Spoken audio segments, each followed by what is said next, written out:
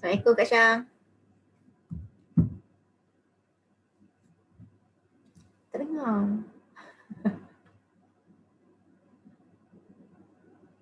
Okey, Niti dah live dah. Kak Syam, Dah lagi, kita tak start lagi rasanya ni. tak dia ayat streaming dah. Cuma kita tak masuk lagi. Ah, Kak Syam duk cari buku. Pagi ni pula tiba Kak Syam tak perasan ada janji apa ketujuh hijau ni. kuning, mustard. Mantap. Ada lebih kurang lah macam Ha. dia. Kak Syah ada apa pagi ni? Tadi pukul 9 suku yang telefon. Dia kata bro, Ha. ada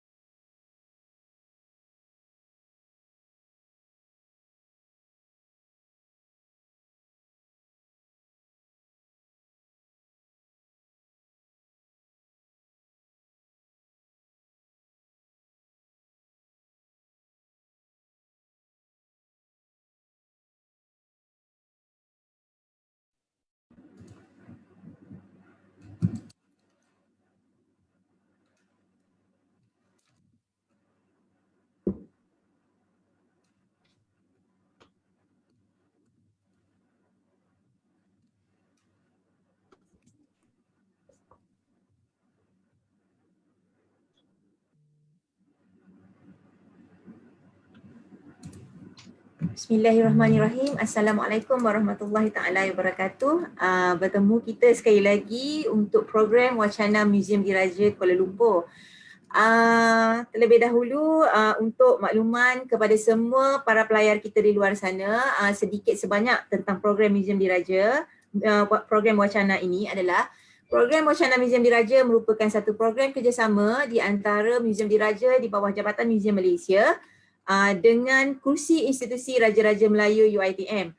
Program kita bersiaran insya-Allah setiap minggu, setiap hari Rabu jam 10 pagi dengan menampilkan panel tetap jemputan kita Profesor Datuk Dr. Syam Rahayu Abdul Aziz, penyandang kursi institusi Raja-Raja Melayu UiTM. Selamat datang Prof sekali lagi untuk minggu ni. Terima kasih Puan Miti. Macam janji kita kan Prof, pakai tudung pun nak warna sama je. Itu nama dia chemistry. Sehati sejiwa kita kan. Okey, jadi Prof, sebelum kita memulakan program kita pada pagi ini Prof, mungkin ada sedikit sepatah dua kata macam biasa Prof nak sampaikan kepada para pelayar kita di luar sana. Silakan Prof. Bismillahirrahmanirrahim. Assalamualaikum warahmatullahi wabarakatuh. Selamat berjumpa lagi lah. Terima kasih pada Pak Miti sebagai pengarah Museum Diraja Kuala Lumpur, dan juga saya juga mengucapkan terima kasih kepada Jabatan Museum Malaysia. Dan begitu juga dengan pengurusan UiTM dan rakan-rakan teknikal kita lah. Tanpa mereka kita tak mampu buat semua ni. Okay, jadi saya fikir topik ini adalah kesinambungan juga dengan apa yang kita telah bincangkan pada minggu lepas, dan mungkin ia lebih sedikit mendalam kepada isu-isu yang kita mengharap daripada institusi beraja sebenarnya. Kita nak nyatakan tentang harapan kita dalam hal-hal berkaitan, dan juga apakah kedudukan-kedudukan yang ada dalam perlembagaan, perundangan, bahkan termasuk juga dari segi sosial dan budaya kita dalam hal berkaitan dengan kedudukan institusi beraja dan hal ehwal Islam itu sendiri. Mungkinlah Puan Miti dah sediakan soalan-soalan yang sukar untuk saya. kita alu-alukan jugalah. Terima kasih untuk kehadiran teman-teman kita yang sentiasa menyokong sahabat-sahabat kita, menyokong program Wacana Museum Diraja ini, insya-Allah. Semoga kita mendapat manfaat dan diberkati Allah Subhanahu Wa Taala. Terima kasih Prof. Jadi Prof, sebenarnya tak ada soalan yang sukar pun. Saya percaya semua soalan Prof kacang je dekat hujung jari je. Okay, seperti yang Prof maklum sebentar tadi, program ini boleh dikatakan kesinambungan dari program kita pada minggu lepas. Pada minggu lepas kita membincangkan tentang yang di Pertuan Agong sahaja dan di negeri-negeri tidak beraja. Tetapi pada minggu ini kita bincangkan tentang yang di Pertuan Agong, Raja-Raja Melayu dan prerogatif tuanku dan duli-duli tuanku di negeri-negeri seluruh Malaysia. Jadi Prof, tanpa membuang masa ya Prof, untuk soalan yang pertama lah Prof. Sebab tajuk kita pada pagi ni sebenarnya sangat luas. Jadi kita cuba untuk pagi ni untuk melihat apabila kita bercerita tentang hal ehwal Islam itu sebenarnya, apakah yang dikatakan terangkum dalam hal ehwal Islam dan bagaimana kita melihat peranan ataupun fungsi yang di Pertuan Agong dan Raja-Raja di wilayah persekutuan, negeri-negeri tidak beraja dan juga negeri-negeri yang beraja. Betul ya Prof?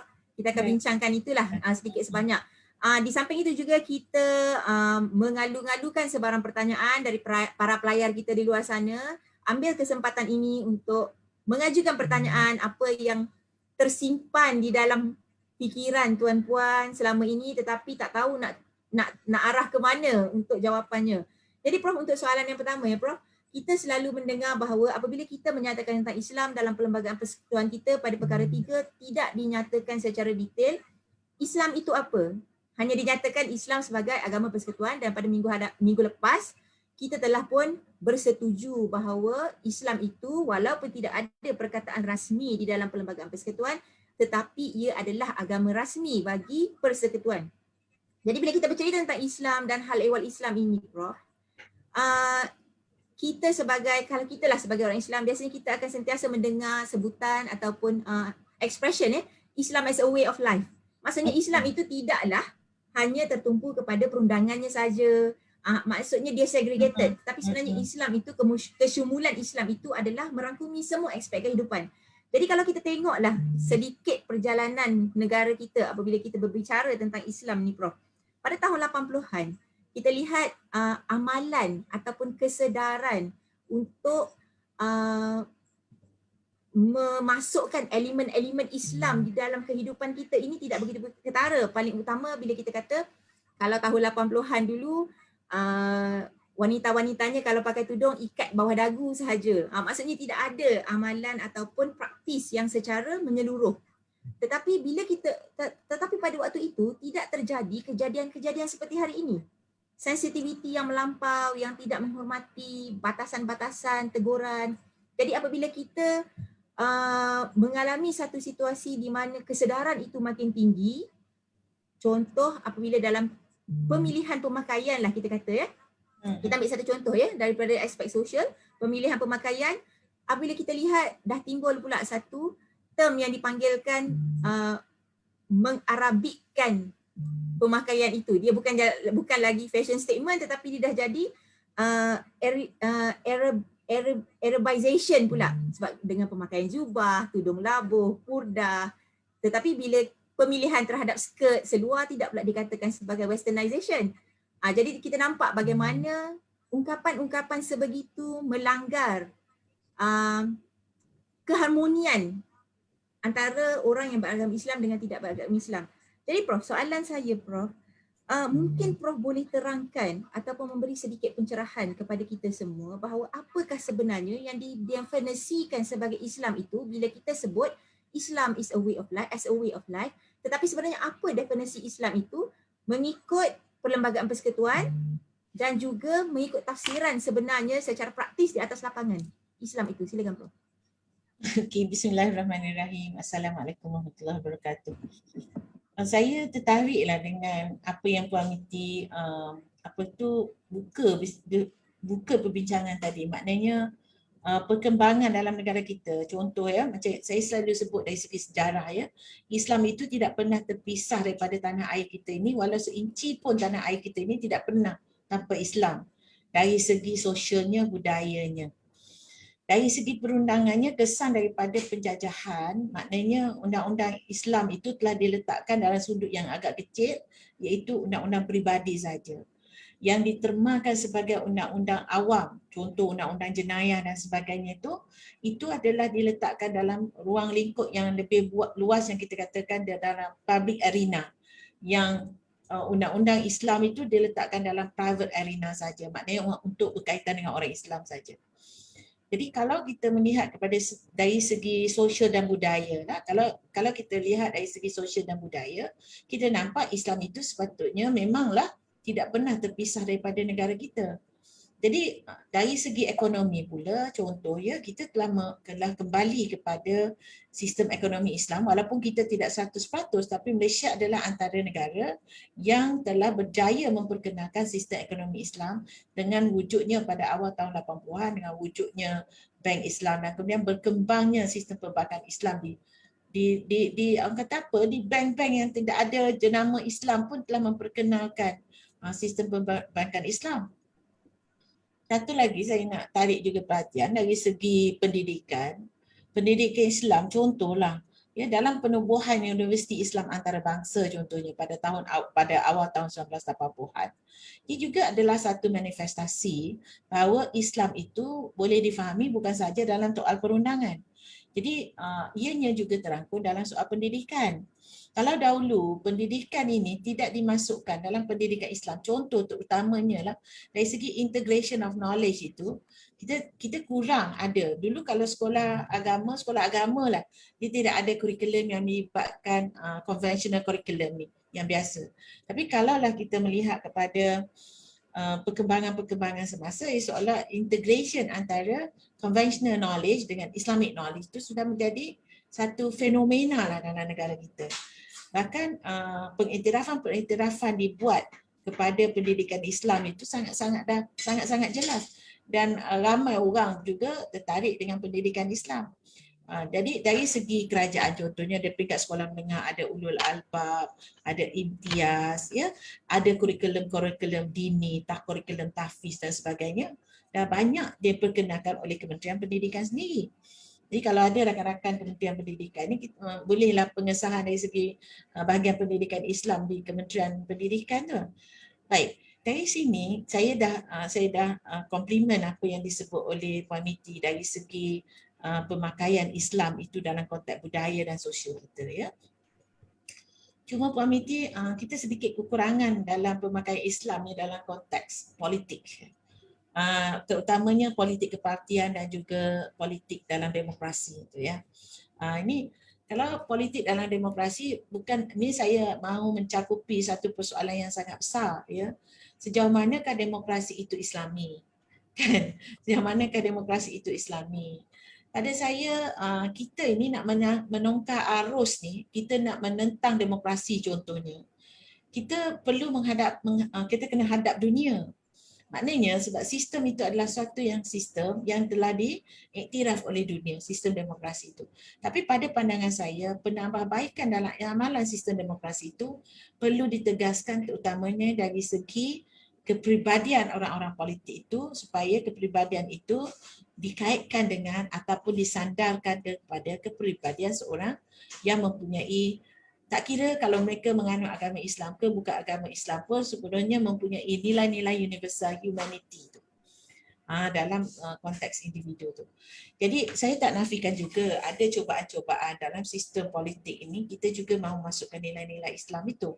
Dan kita ada 3 lah biasanya kita katakan, sosial, politik dengan ekonomi. Ekonomi, sosial dan politik. Saya dah huraikan tadi dari segi sosial, politik, ekonomi dan politik ni kita pemerhati. Contohlah, pada saya kalau kita lihat dari segi parlimen contohnya, ya. Itu berkait rapatlah dengan sistem politik kepartiannya. Dewan Negara itu adalah suatu dewan yang saya sering sebut kan, keahlian Dewan Negara itu adalah suatu keahlian atau satu dewan yang mempunyai keahlian yang profesional. Maknanya pada saya, kalau dalam konteks pentadbiran Islam, dalam konteks politik Islam, mereka yang mempunyai ilmu-ilmu tinggi ni, atau kita panggil ahlul hal wal aqd ni, patutnya boleh diterjemahkan dalam kedudukan Dewan Negara itu. Maknanya orang yang bijak pandai, orang yang mempunyai pengetahuan-pengetahuan dalam aspek-aspek tertentu, bukan hal keagamaan tau. Mata hal keduniaan ni. Sebab kan macam ayat Quran menyatakan wasyawirhum fil amri. Maknanya kita hendaklah bermesyuarat dalam urusan-urusan kita. Lepas tu Rasulullah juga pernah bersabda bahawa kamu lebih tahu tentang urusan duniawi kamu. Contoh nak tanam kurma macam mana. Rasulullah boleh buat hukum syarak, contohnya dapat wahyu dan sebagainya. Tapi macam mana nak tanam batang kurma itu, orang yang fasih dalam agriculture itu yang tahu, lebih tahu. Walaupun Rasulullah itu adalah pemimpin utama kan. Dia adalah legislator, baginda adalah legislator, baginda adalah eksekutif. Jadi inilah pada saya, kita harus meneliti kesemuanya. Pada saya Puan Miti, balik pada persoalannya, saya dah huraikan tadi lah, ekonomi, sosial dan budaya, dan saya amat setuju dengan Puan Miti yang kata walaupun dulu kita secara appearance-nya tidaklah mengamalkan pemakaian seperti, saya ingat lagi masa saya form 1 Puan Miti, masa tu 81, saya dekat sekolah Ma'had Muhammadi. Ma'had Muhammadi ni sekolah agama, sekolah Arab lah panggil dulu. Sekolah agama, sekolah Arab, cikgunya memang ikat belakang atau ikat depan macam ni je kan. Saya pula malu nak cerita lah, tapi maknanya tak adalah observe pakai tudung all the time, tak ada. Keluar je pintu sekolah muka buka tudung. Masa tu awal 80-an, kalau cerita kat anak-anak sekarang dia kata teruknya mama masa tu. Itu memanglah cara macam tu kan. Cara kehidupan tu macam dah panas ni, pakai kain pun angkat singkat, macam tu lah ceritanya. Tapi kita dah ada perubahan-perubahan tu yang setuju. Jadi sekarang ni kita nak lihat apakah maksud Islam dalam perlembagaan kan. Ianya telah disempitkan dengan interpretasi yang kita bincangkan hari itu bahawa Islam itu for official and ceremonial only. Official and ceremonies only. Itu yang jadi menyempitkan Islam itu. Tapi kita kena akui bahawa Islam itu is a way of life.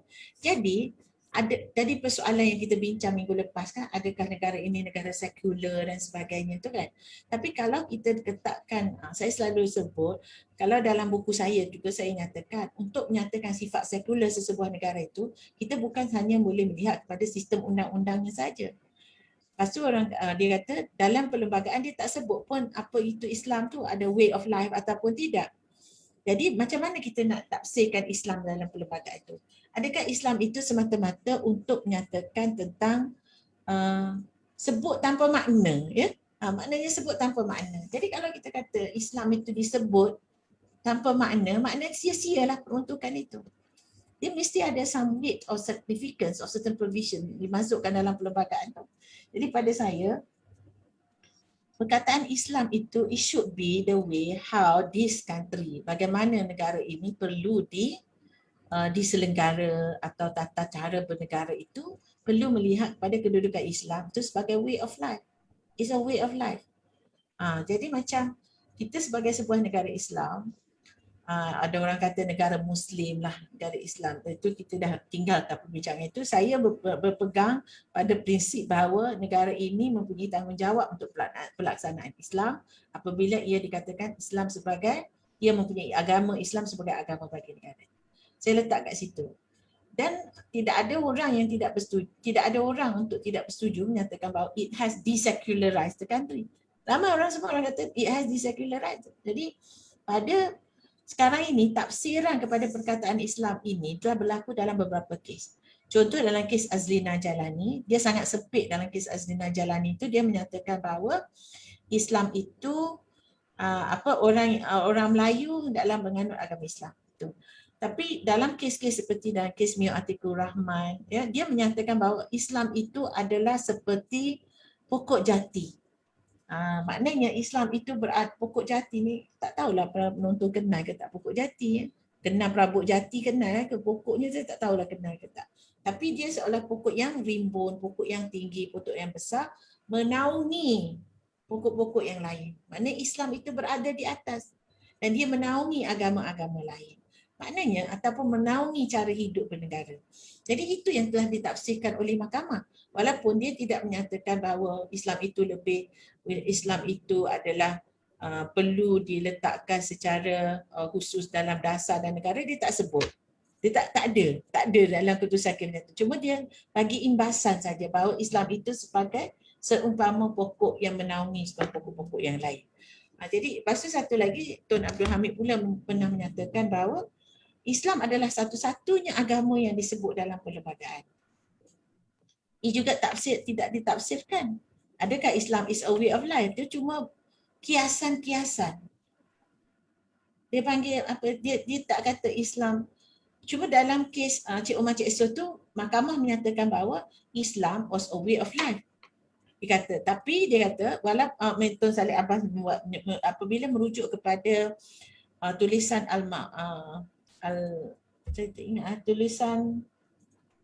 saya tak ingat tulisan siapa, mungkin kalau ada penonton yang baca kes tu saya tak ingat. Dalam kes itu pokoknya ialah Al-Mawardi ke? Bukan Al-Mawardi. Al-Maududi, seorang sarjana dari Pakistan. Tun Salleh Abbas merujuk pada tulisan itu dan menyatakan bahawa he does not deny, personally as a Muslim, dia kata Islam is a way of life. Tapi it was not meant to be so. Bila masukkan Islam dalam perlembagaan, itu Cik Wan Cik So dalam keputusan kes Tun Salleh Abbas, it was not meant to be so. Tapi dia pun tidak menjelaskan apa yang it was meant to. Cuma dia kata Islam dalam kes Cik Wan Cik So, ini agak complicated sikit. Dalam kes Cik Wan Cik So, pada pandangan Tun Salleh Abbas, Islam adalah way of life. Okey, itu satu. Tetapi itu bukanlah dimaksudkan perkataan Islam dalam perkara 3. Dia berhenti kat situ. Yang seterusnya dia cuma menyatakan bahawa Islam dalam perkara 3 itu tidak bermaksud, dia definisikan dalam bentuk negatif. Tidak bermaksud undang-undang yang bercanggah dengan Islam itu menjadi tidak sah. Maknanya undang-undang bercanggah dengan Islam itu masih lagi sah. Itu pada dia. Tapi dia tak huraikan. Benar, keputusan hakim itu tidak huraikan. Kemudian hakim-hakim yang seterusnya, contoh dalam kes Mio Atikur Rahman yang saya sebut tadi, dianggap sebagai dalam beberapa kes Kamaria Ali dan sebagainya, dia menyebutkan bahawa Islam itu berada di atas dan menaungi semua agama-agama lain. Dan satu lagi, kata Islam itu adalah satu-satunya agama yang disebut dengan namanya dalam perlembagaan dan ini menunjukkan kepentingan Islam. Jadi Puan Miti, dari segi keseluruhannya hanya seorang penulis saja Hanya para penulis saja, bukan keputusan mahkamah. Para penulis menyatakan, contoh Profesor Imam. Profesor Imam ni seorang dari Pakistan, dia datang mengajar di Universiti Islam Antarabangsa. Bila habis kontrak di Universiti Islam Antarabangsa, beliau pergi mengajar ke Universiti Kebangsaan Malaysia. Beliau seorang pakar undang-undang perlembagaan. Jadi ada orang saya baca, ada orang komen kata siapalah Muhammad Imam ni. Bila dia tak kenal seorang, dia buat komen secara sarkastika. Tapi itulah saya nak perkenalkan Profesor Muhammad Imam ni, he is a professor dalam bidang perlembagaan. Macam guru saya dulu, Profesor Gauss, juga dalam bidang perlembagaan dari India. Jadi beliau semua mentafsirkan bahawa apabila diletakkan Islam dalam perlembagaan itu, maka adalah menjadi tanggungjawab kerajaan untuk memastikan Islam itu menjadi sumber dalam sistem pentadbiran. Itu je. Jadi di sini nak kata sumber dan sistem pentadbiran, pada saya setuju. Kenapa saya bersetuju tu? Sebabnya tidaklah dikatakan Islam itu hanya terhad kepada undang-undang Islam saja sebagaimana yang dinyatakan dalam kes Umar Cik So. Kat mana bukti kita nak kata bahawa bahawa Islam dalam perkara 3 itu hanya tersekat pada undang-undang Islam? Tak ada bukti. Jadinya dia juga tak ada bukti menyatakan bahawa negara ini hendaklah meletakkan Islam sebagai dasar dalam pentadbiran negara. Tak ada juga. Kan? Tapi pada saya, tafsiran yang lebih, ini tafsiran saya ya, saya mungkin salah. Perkataan Islam dalam perkara 3 tidak dihadkan kepada mana-mana segmen dalam Islam. Jadi Islam ni ada 3 utamalah, komponen Islam ni ada 3. Dia pertama akidah, ya. Kedua akhlak, ketiganya muamalat. Muamalat tu luas.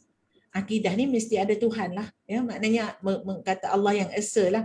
Qul huwallahu ahad, itulah Allah dan akidah atau tauhid ni. Jadi tauhid itu mesti ada dah, sebabnya telah mentauhidkan agama Islam tu sebagai agama bagi negara. Jelas dalam perlembagaan negara ni tak perlu lafaz syahadah. Ingat kalau saya katakan dulu, saya kata seorang yang nak meluk agama Islam kena lafaz syahadah, asyhadu an la ilaha illallah wa asyhadu anna Muhammadar Rasulullah. Tu kena kalau orang tu manusia. Tapi agama negara ni cukuplah sekadar dia meletakkan this country is professing the religion of Islam, or Islam is the religion of the federation. Dah cukup dah. Tak payah nak kata negara kena lafaz, apa nak lafaz. Kalau kita kata nak lafaz pun, kita guna Yang di-Pertuan Agong sebagai, ini kita nak kaitkan, sebagai ketua negara telah melafazkan dengan lafaz wallahi wa billahi wa tallahi. Dan baginda melafazkan lafaz yang paling tinggi, yamin, ataupun kita panggil dalam bahasa Arab yamin, dalam bahasa ini kita panggil oath, sumpah. Sumpah Yang di-Pertuan Agong kan dalam jadual keempat Perlembagaan Persekutuan tu. Sumpah baginda menggunakan lafaz wallahi wa billahi wa tallahi, demi Allah. Ini sumpah yang paling tinggi lah dia punya kategori sumpah ni. Kalau orang Arab biasa wallahi. Bila kata wallahi wa billahi wa tallahi, ta ni huruf sumpah lah. Huruf ta yang terbuka tu ada titik 2. Huruf menyatakan sumpah. Wallahi wa tallahi. Jadi baginda juga mengangkat sumpah menggunakan lafaz-lafaz Islami. Itulah maknanya, itulah manifestasi Islam sebagai agama bagi persekutuan. Dan dalam sumpah baginda pula disebut bahawa baginda pada setiap masa menjalankan pentadbiran dengan keadilan berdasarkan kepada undang-undang dan perlembagaan yang ada sekarang atau yang akan dipinda. Itu yang di-Pertuan Agong lafaz. Dan pada setiap masa akan menjaga agama Islam. Dan sekali lagi baginda melafazkan tentang pentadbiran secara keadilan. Letakkan Islam itu dalam lafaz sumpah seorang pemimpin ketua utama negara. Jadi di sini hal ehwal Islam yang 3 tadi, iaitu akidahnya, akhlaknya dan juga muamalahnya. Muamalah ni termasuklah pendidikan, ekonomi, undang-undang. Muamalah ni bukan bank muamalat tu tau. Muamalah ni cara kita berinteraksi, muamalah. Maknanya kita berinteraksi antara satu sama lain. Kalau kita sebut tadi, dari segi sosialnya, dari segi budayanya, dari segi politiknya, dari segi perundangannya, itulah termasuk dalam kategori muamalat. Dan konsep Islam ialah al-adalah. Itu je yang disebut dalam lafaz sumpah Yang di-Pertuan Agong itu. Jadi Puan Miti, saya nak conclude kan, bila kita letakkan Islam itu sebagai agama bagi negara, maka Islam itu should be a way of life. Tapi perkara 3 itu juga diikat dengan formula aman dan damai.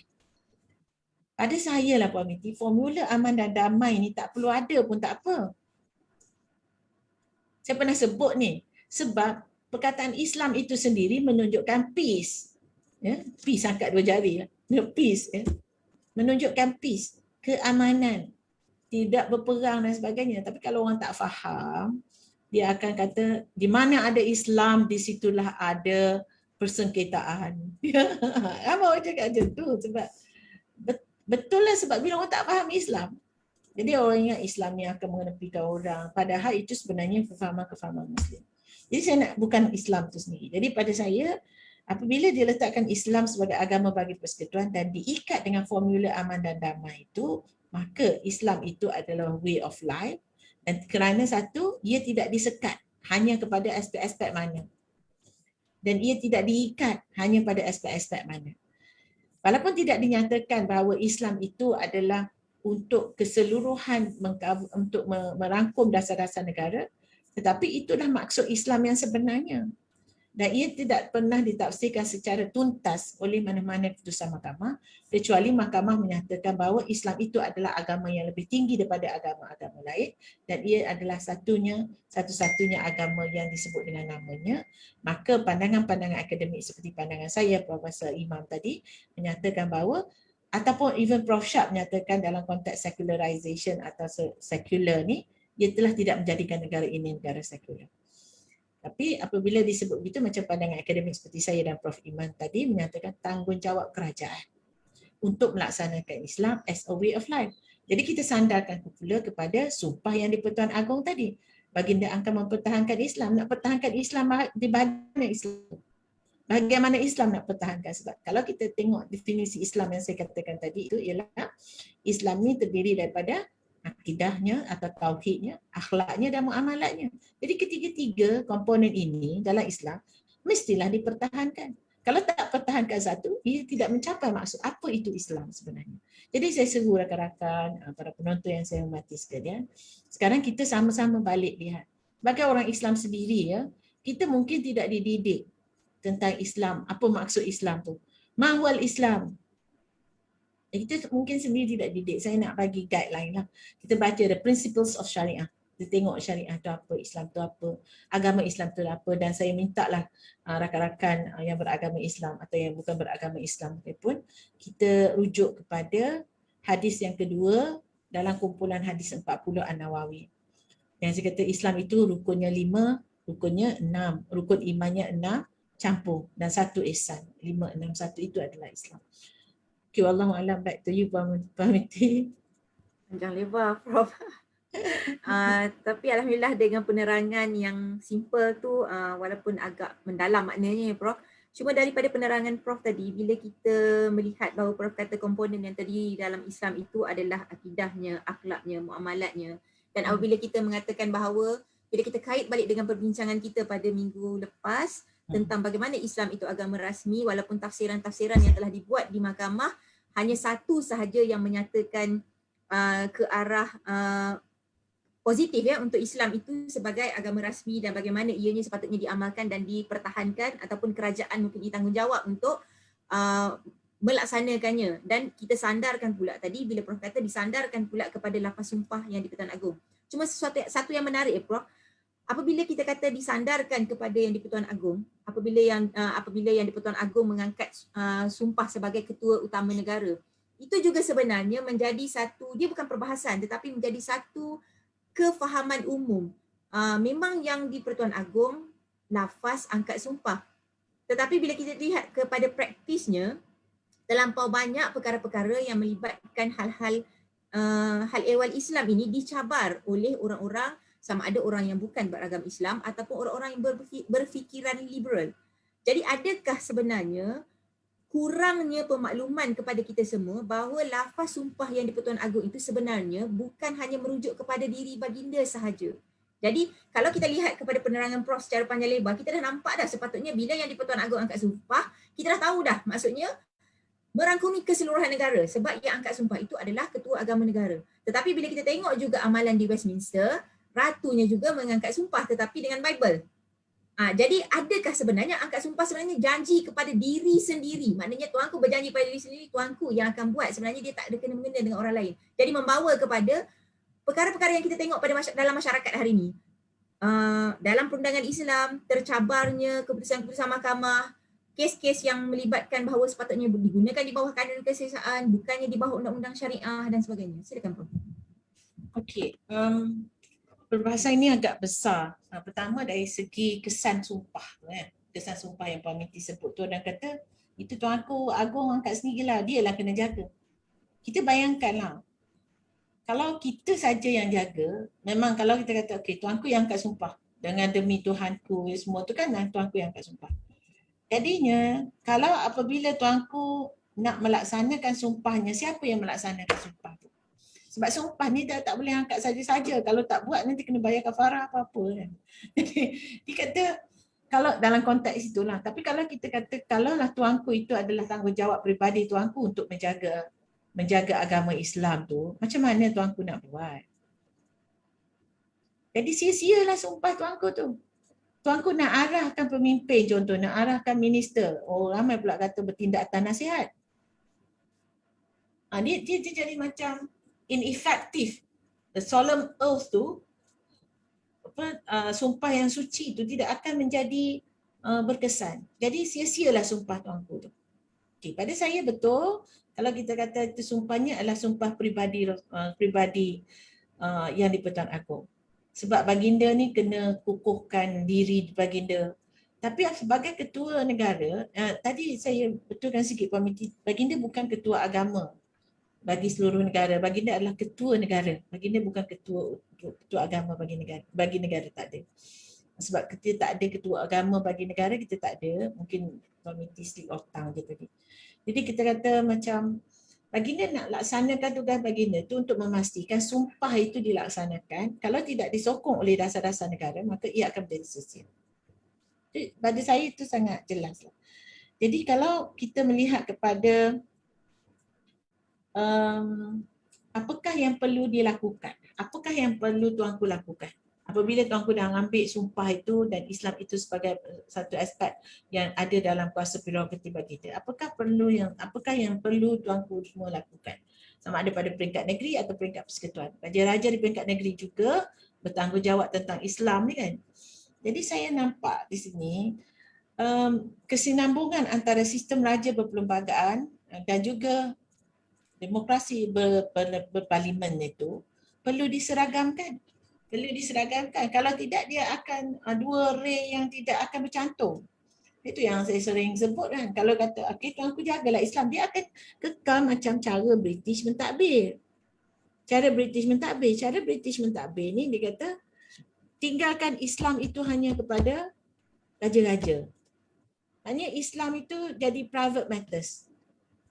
Sedangkan dalam perlembagaan dia tak kata Islam itu sebagai private matters, tak ada tempat sebut. Jadi kita kena lihat adakah kita nak mentafsir perlembagaan kita ni berdasarkan kepada apa yang dimahukan British atau kita nak kembali lebih awal daripada sejarah British itu.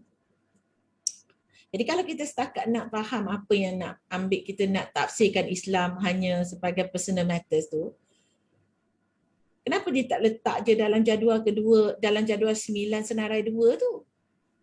Kan Islam adalah urusan negeri dan ini adalah aspek-aspek berkaitan dengan Islam.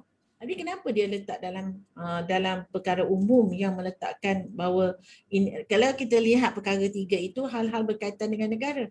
Perkara 1 berkaitan dengan teritori ya, negeri-negeri yang membentuk.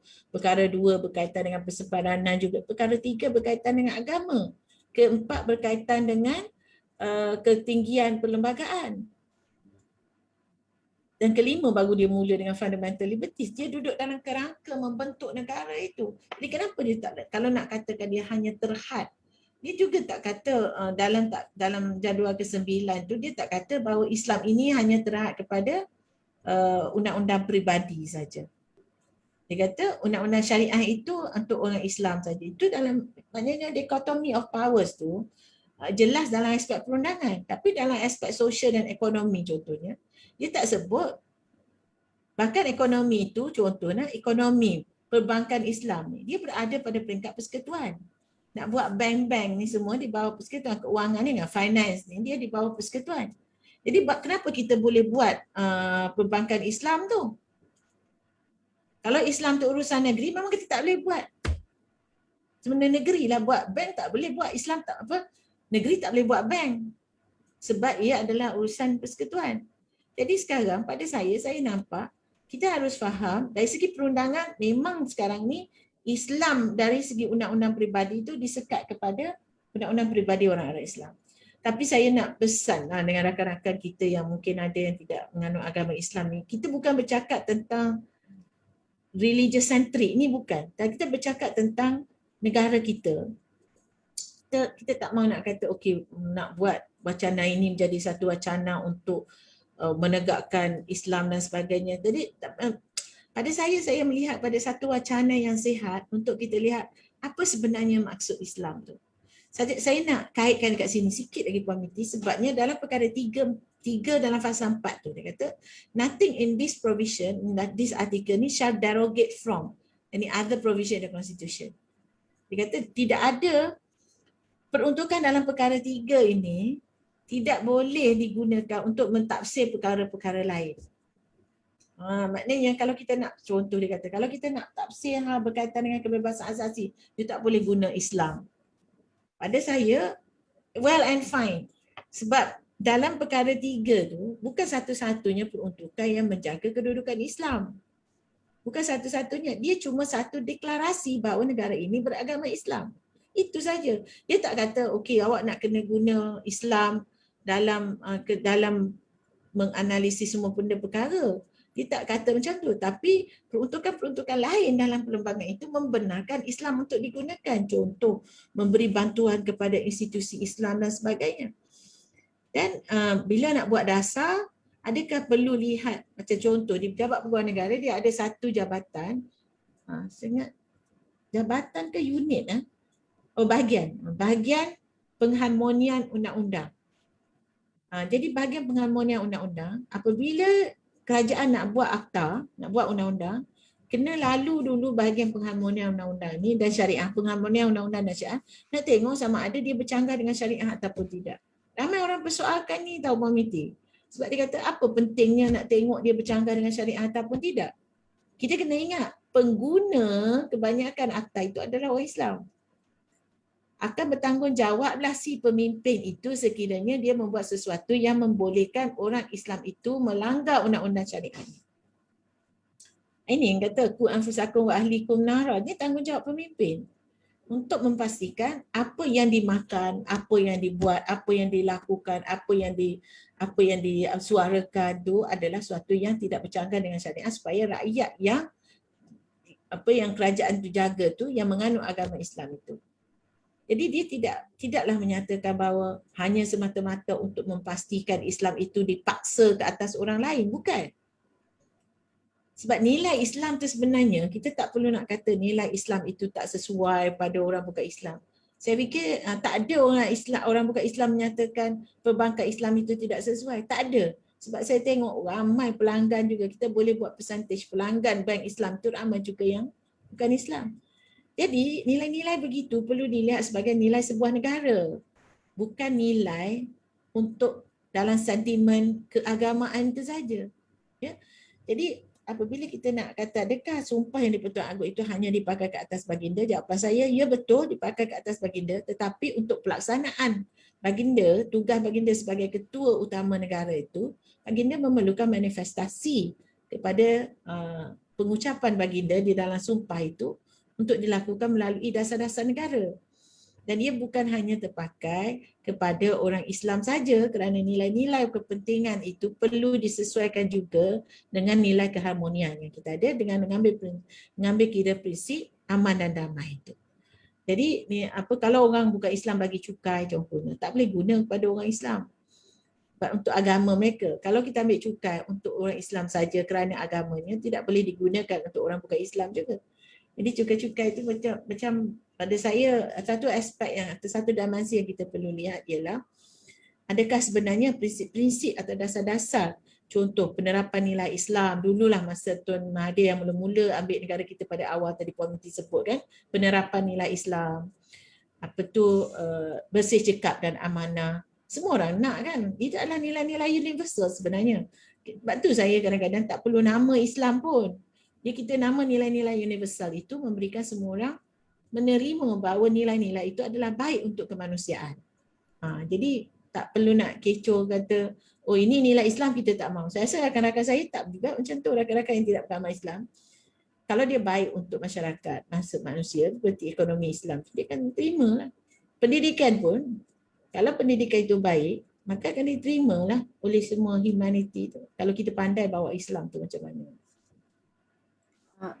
Satu Prof, bila mendengar penerangan Prof tentang bagaimana nilai-nilai itu menjadi sifatnya universal dan kemudian pelaksanaannya, betul lah yang angkat sumpah selalunya seorang, tapi kemudian akan menjadi tanggungjawab semua untuk menjayakan sumpah itu. Kalau kita lihat dalam konteks tajuk kita kan Prof, prerogatif yang di-Pertuan Agong dan juga raja-raja dalam hal ehwal Islam ini, kita melihat daripada penerangan Prof tadi memang kita dah jelas bahawa bila kita angkat sumpah, bila yang di-Pertuan Agong mengangkat sumpah itu, sebenarnya sumpah itu adalah untuk melaksanakan nilai-nilai Islam yang kita tak perlu sebut pun sebenarnya.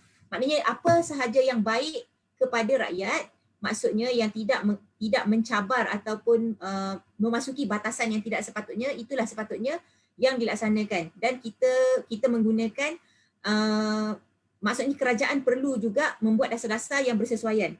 Okey, kalau kita lihat apabila ada dasar-dasar sebegini, kita melihat yang di Pertuan Agong di wilayah negeri-negeri tidak beraja dan juga di dan negeri-negeri beraja, kita nampak bahawa ada penubuhan ataupun kewujudan institusi-institusi yang membantu yang di Pertuan Agong dan raja-raja untuk melaksanakan nilai-nilai tadi, dan juga sebagai bila kita cakap tadi lah as a way of life itu tadi untuk orang Islam dan juga bukan Islam. Tetapi kalau kita lihat kepada institusi yang ada ya, contoh Prof, sebab saya rasa untuk penerangan Prof tadi memang jelas atas kertas bila Prof menerangkan apa yang ditafsirkan oleh para akademik, sebenarnya sangat jelas, ianya very straightforward. Maksudnya kalau kita amalkan, semua orang hormat menghormati, kita tahu batasan, kita tahu kira macam kita ni sama ada Islam ataupun tidak Islam, sedar diri bahawa negara kita ni sebenarnya berpaksinya macam mana, sebenarnya tidak ada isu. Tetapi kita nampak dalam masyarakat hari ini berlakunya segregation, maksudnya ada certain part je kita terima, contoh macam bank Islam. Perbankan Islam baik kita terima. Tetapi ada setengah part yang kita rasakan nilai-nilai, contoh bila kita tengok nilai-nilai yang ada sekarang, nilai-nilai yang diperjuangkan dengan bendera berwarna-warni, itu tidak diterima sebab yang itu dikatakan menggugat kebebasan ataupun hak asasi, kebebasan bersuara dan sebagainya. Jadi bila kita melihat pula kepada penubuhan institusi-institusi di negeri, di wilayah, di negeri tidak beraja untuk membantu yang di Pertuan Agong dan raja-raja dalam menjalankan kewajipan tuanku semua, kita melihat institusi ini contoh seperti institusi mufti, Jabatan Agama, institusi ini juga tidak seragam. Jadi ini sebenarnya memberi ruang kepada orang-orang yang tidak begitu memahami sebenarnya apa itu Islam yang cuba diletakkan di dalam perlembagaan persekutuan, dia jadi hewaya. Jadi apa pandangan Prof? Apakah peranan yang boleh dimainkan oleh baginda ataupun majlis raja-raja paling mudah, collective of all rulers, untuk memastikan institusi-institusi yang sebegini sebenarnya seragam? Kita boleh tengok dalam kita kata pewartaan fatwa contohnya, dari satu negeri ke satu negeri berbeza, dan kemudian institusi mufti juga berbeza dari satu negeri ke satu negeri. Kita hanya setakat ini kita bersetuju yang paling ketara adalah tarikh buka puasa, tarikh puasa dan tarikh raya. Yang tu memang tak ada orang kata apa, tak ada clash. Jadi bagaimana tu Prof? Sila-sila. Okey, saya pun macam ni lah. Kita nak kata macam, okey, saya nak cerita dengan rakan-rakan dari segi pentadbiran Islam lah. Okey, di peringkat negeri, Puan Minty dah sebut dah tadi, saya nak letak dalam a bit more structured lah, dia kata ya. Okey, yang di Pertuan Agong adalah ketua negara. Okey, satu lagi kita guna istilah ketua agama ya. Raja-raja adalah ketua agama. Bila raja-raja ketua agama, maknanya Islam itu adalah urusan negeri. Okey, jelas. Jadi yang di Pertuan Agong untuk untuk mengambil kira keadaan negeri-negeri yang tidak ada raja tu, yang tak ada ketua agama tu, maka perlembagaan menyatakan negeri-negeri yang tidak ada raja yang 4 itu termasuklah wilayah-wilayah persekutuan yang di-Pertuan Agong menjadi ketua agama. Okey, jelas kat situ. Bagaimana pula, saya huraikan tadi, bagaimana pula ketua-ketua agama ini akan melaksanakan tanggungjawab baginda semua. Okey. Jadi ditubuhkan satu pada peringkat negeri, ditubuhkan satu namanya Majlis Agama Islam bagi negeri, ya. Majlis Agama Islam bagi negeri ini adalah institusi untuk menasihati yang di-Pertuan Agong bagi wilayah-wilayah persekutuan atau untuk menasihati menasihati raja-raja pada peringkat negeri. Menasihati dalam aspek mana? Dalam kesemua aspek berkaitan dengan agama Islam di negeri itu kecuali 2 saja, iaitu hukum syarak dan juga pentadbiran keadilan. Hukum syarak ini adalah tugas siapa? Tugas mufti. Jadi sekarang dah ada 2 dah. Penasihat pada tuanku dari segi hukum syaraknya ialah mufti. Dari segi pentadbiran Islam yang lain secara umumnya, dakwah lah tak kira. Dakwah lah untuk orang bukan Islam ke, dakwah dalaman Islam ke, pentadbiran pendidikan ke, itu semua di bawah Majlis Agama Islam. Yang satu lagi, kecuali pentadbiran keadilan, ini mahkamah. Mahkamah yang kita bincang hari itu kan, pentadbiran keadilan ini adalah sistem mahkamah. Jadi ada 3 komponen sekarang pada peringkat negeri. 3 komponen iaitu hukum syarak, mahkamah dan juga pentadbiran Islam secara umum, termasuk pendidikan, ekonomi dan sebagainya. Yang muamalat tadilah, Puan Miti, ya, muamalat tadi yang kita bincang tadi, dari segi undang-undangnya dan sebagainya. Lepas tu dia ada institusi induk ialah Majlis Agama Islam. Institusi induk hukum syarak ialah mufti. Institusi induk untuk pentadbiran keadilan ialah mahkamah, yang mana kita ada ketua hakim mahkamah syariah. Betul. Dan satu lagi kita lihat, jadi bila kita lihat macam tu semua negeri, ya, mungkin Puan Miti pernah dengar juga Jabatan Agama Islam. Rakan-rakan pernah dengar Jabatan Agama Islam. Jabatan Agama Islam ini ialah satu institusi yang dibentuk di bawah Majlis Agama Islam. Jadi Majlis Agama Islam buat dasar. Dia macam, Majlis Agama Islam ni dia macam eksekutif lah. Dia pun buat dasar. Dan dasar itu dilaksanakan oleh Jabatan Agama Islam. Kalau di wilayah ni kita ada Majlis Agama Islam Wilayah, kita ada Jawi, Jabatan Agama Islam Wilayah. Jadi nak jaga masjid, siapa jaga masjid? Jawi, Jabatan Agama Islam. Nak jaga sekolah-sekolah tahfiz, apa? Jawi. Tapi semuanya dasarnya dikeluarkan oleh Majlis Agama Islam. Jadi 3 komponen ini berada pada peringkat negeri. Jadinya yang di-Pertuan Agong pada peringkat wilayah-wilayah persekutuan ni dipandu oleh mufti wilayah persekutuan untuk hukum syarak. Dan dipandu oleh pentadbiran keadilannya oleh Yang Ma'arif di JKSM, Jabatan Kehakiman Syariah Malaysia. Dan kemudiannya dipandu oleh Majlis Agama Islam. Itulah begitulah, kalau rakan-rakan rasa tak jelas lagi nanti boleh tanya dalam ruang chat tu. Itulah sistem pentadbiran Islam. Jadinya bila berasingan itu, jadi kalau kita ada 13 buah negeri campur dengan wilayah-wilayah persekutuan tadi, kita ada 14 buah Majlis Agama Islam, 14 buah Jabatan Agama Islam, 14 orang mufti, 14 yang amat-amat arif di Mahkamah Syariah itu. Gitu. Jadinya banyak sangat ni 14 ni ya. Macam mana nak seragam? Maka Tengku Abdul Rahman sebenarnya masa kita nak merdeka dulu, dah difikirkan. Puan Miti ingat tak bila kalau saya cerita masa nak buat perlembagaan kan? Masa nak buat perlembagaan tu, bila Suruhanjaya RIP buat draft, kan? Lepas tu raja-raja tak puas hati dengan draft yang dibuat oleh Suruhanjaya RIP. Bila tak puas hati tu, raja-raja mencadangkan satu jawatan kuasa dibentuk untuk mengkaji draft yang dibuat oleh Suruhanjaya RIP. Namanya Jawatan Kuasa Kerja. Jawatan Kuasa Kerja ini kemudiannya mengeluarkan satu laporan atau kita nama kertas putih. Way back in 1957, kertas putih itu telah mencadangkan penubuhan suatu entiti pada peringkat persekutuan untuk menyeragamkan yang pelbagai tadi. Jadinya Tengku Abdul Rahman dah nampak dia, the variety that will happen ni. Jadi dicadangkan untuk penubuhan suatu majlis, namanya Majlis untuk Menyeragamkan lah. Jadi dia letak nama, pada tahun 1965, itu lebih kurang 45 tahun, 5-6 tahun selepas merdeka tu, dicadangkan ditubuhkan satu majlis namanya Majlis Kebangsaan Hal Ehwal Islam. Di bawah perkenan Majlis Raja-Raja. Maknanya kita ada the central authority dari institusi beraja ini ialah Majlis Raja-Raja. Majlis Raja-Raja berkenan, memberi perkenan untuk penubuhan Majlis Kebangsaan Hal Ehwal Islam. Dan Majlis Hal Ehwal Kebangsaan Islam ini itu jelas dia ditubuhkan di bawah Majlis Raja-Raja dan secara formalnya telah dibuat pada tahun 1968. Lama ni tuan, lama dah ni di bawah Majlis Raja-Raja. Apakah kerja Majlis Kebangsaan Hal Ehwal Islam ni? Kerja Majlis Hal Ehwal Kebangsaan Islam ini untuk menyeragamkan pentadbiran Islam. Maka diletaklah satu urustia namanya JAKIM sekarang. JAKIM itu adalah urustia kepada jabatan daripada Majlis Kebangsaan Hal Ehwal Islam. Jadi asalnya JAKIM itu urustia kepada MKI. MKI lah ringkasnya, urustia kepada MKI. Kemudian ditukar kepada BAHIS, Bahagian Hal Ehwal Islam. Kemudian dah menjadi satu jabatan, dah besar. Bila urusan-urusan Islam itu bertimbun-timbun dan sebagainya, ya, memerlukan satu gerak kerja yang lebih luas. Maka dijadikan satu jabatan di bawah Perdana Menteri. Itu namanya JAKIM. Kita adalah ketua pengarah JAKIM yang mempunyai kedudukan yang mana untuk berhubungan terus dengan Majlis Raja-Raja. Sekarang dari segi itu kita ada 3 entiti sekarang. Kita ada 2 entiti. Satu Majlis Raja-Raja dan Majlis Kebangsaan Hal Ehwal Islam yang mana urustianya ialah JAKIM. Okay, kalau orang nak kata 3 pun boleh lah, tapi sebenarnya 2 je lah.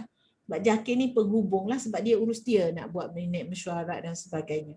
Baik, dalam MKI itu ada apa? Dalam Majlis Kebangsaan Hal Ehwal Islam itu ada apa? Ada jawatan kuasa. Jawatan kuasanya ialah jawatan kuasa muzakarah fatwa. Okey, siapa yang pengerusikan MKI ni dulu ya? Berarti siapa yang mempengerusikan MKI? MKI ini dipengerusikan oleh Yang Maha Perdana Menteri. Siapa jadi ahlinya? Ahlinya ialah seorang yang dilantik oleh duli-duli Yang Maha Mulia Raja-Raja dari negeri-negeri. Ini asalnya ialah yang dilantik oleh Raja-Raja dari negeri-negeri. Biasanya dihantar ialah esko agama bagi negeri tu. Kan dia ada Majlis Mesyuarat Kerajaan Negeri kan yang hantar esko agama. Tapi ada wakil daripada Majlis Agama Islam. Ada juga yang pastinya ialah dalam pergerakan MKI ni dia bergerak serentak. Negeri-negeri tu hantar wakil. Pada central level dia adalah Yang Amat Berhormat Perdana Menteri atau kadang-kadang Yang Amat Berhormat Perdana Menteri bagi kepada Timbalan Perdana Menteri. Saya ringkaskan ya. Sebab apa? Sebab apa juga keputusan yang dibuat dalam MKI itu ia memerlukan tindakan keseragaman. Dan urus dia nak buat kerja. Bila nak buat kerja nak menghubungi negeri-negeri itu semua. Jadi ada sebenarnya entiti untuk mengurus pentadbiran Islam. Dengan perkenan Majlis Raja-Raja. Okey. Saya dah cerita tentang keahlian. Dan kemudiannya dalam Majlis Kebangsaan Ehwal Islam itu ada jawatan kuasanya. Saya cerita jawatan kuasanya ialah tadi jawatan kuasa muzakarah fatwa. Jawatan kuasa muzakarah fatwa ini terdiri daripada mufti-mufti semua keahlian dia. Keahliannya adalah mufti-mufti wakil-wakil dari negeri-negeri itu semua. Dan apabila di situ mereka semua bersidang, buatlah muzakarah tentang isu semasa. Contoh yang menjadi kontroversi ialah dululah contoh berkaitan dengan ASB, Amanah Saham Bumi Putra, sah ke tak dari sisi Islam dan sebagainya. Maka dibuatlah keputusan oleh Majlis Muzakarah Fatwa. Apa juga keputusan yang dibuat oleh Muzakarah Fatwa tu, oleh kerana Islam itu adalah urusan negeri, maka ia masih lagi kembali kepada negeri. Negeri itu mempunyai, dia panggil pada peringkat negeri, dia ada satu jawatan kuasa namanya jawatan kuasa fatwa. Ini kita kena faham dari segi strukturnya. So, jadi jawatan kuasa fatwa ni, dia jadi complicated sebab dia agak teknikal ya. Jawatan kuasa fatwa ni, bila mufti tu baliklah, contohlah, dah pergi bermesyuarat dengan pada peringkat sentral di bawah jawatan kuasa muzakarah fatwa ni, mufti pun balik ke negeri masing-masing. Nak bincang, tak nak bincang dengan apa yang telah diputuskan itu hak mufti. Tapi kalau putusan Jabatan Kuasa Fatwa, Muzakarah Fatwa pada peringkat kebangsaan ini telah dipersetujui oleh Majlis Raja-Raja, negeri tak ada hak dah untuk ubah. Tapi masalahnya sekarang ni tak banyak yang direstui oleh Majlis Raja-Raja. Sebab tu ia jadi beza-beza dan Islam adalah urusan negeri tu yang fatwa tu jadi berbeza-beza. Jadi sekarang pada pandangan saya lah, dalam struktur penyeragaman tu kita dah ada entiti-entitinya. Dari segi workability, does it work well or not? Itu saja. Dah 68 tahun ni, kalau 2018 dia jadi berapa puluh tahun dah, 40 tahun dah. Dia dah jadi 40 tahun lah. Macam almost 40 years lah. Betul ke Kak Zaki kan? 78, 88, 98, 2008. 50 tahun dah lah. 50 tahun lebih. Kita masih lagi bercakap benda yang sama yang Tengku Abdul Rahman bimbang masa kita nak break dulu lagi. Jadi isunya di sini, pada saya lah Puan Miti, ni from the bottom of my heart lah. Dari jujur dari sudut hati saya. Majlis Raja-Raja memainkan peranan penting tentang keseragaman, sama ada perundangan, sama ada dari kefatwaan. Saya sering menyatakan bahawa Islam ini milik semua. Jadi Islam ini perlu dirasai keindahannya dan dinikmati kesemulannya pada seluruh Malaysia. Jadi inilah peranan-peranan yang wajib dimainkan oleh institusi beraja dan hal-hal berkaitan dengan agama Islam ini. Allahuakbar. Terima kasih Prof. Cuma dari penerangan Prof tadi, saya tertarik ada bila satu perkara bila Prof kata bahawa entiti ini sebenarnya melibatkan juga Majlis Raja-Raja. Ini hanya satu lontaran pandangan ya Prof. Bila kita lihat keadaan pada hari ini, kita tak katalah majlis itu gagal.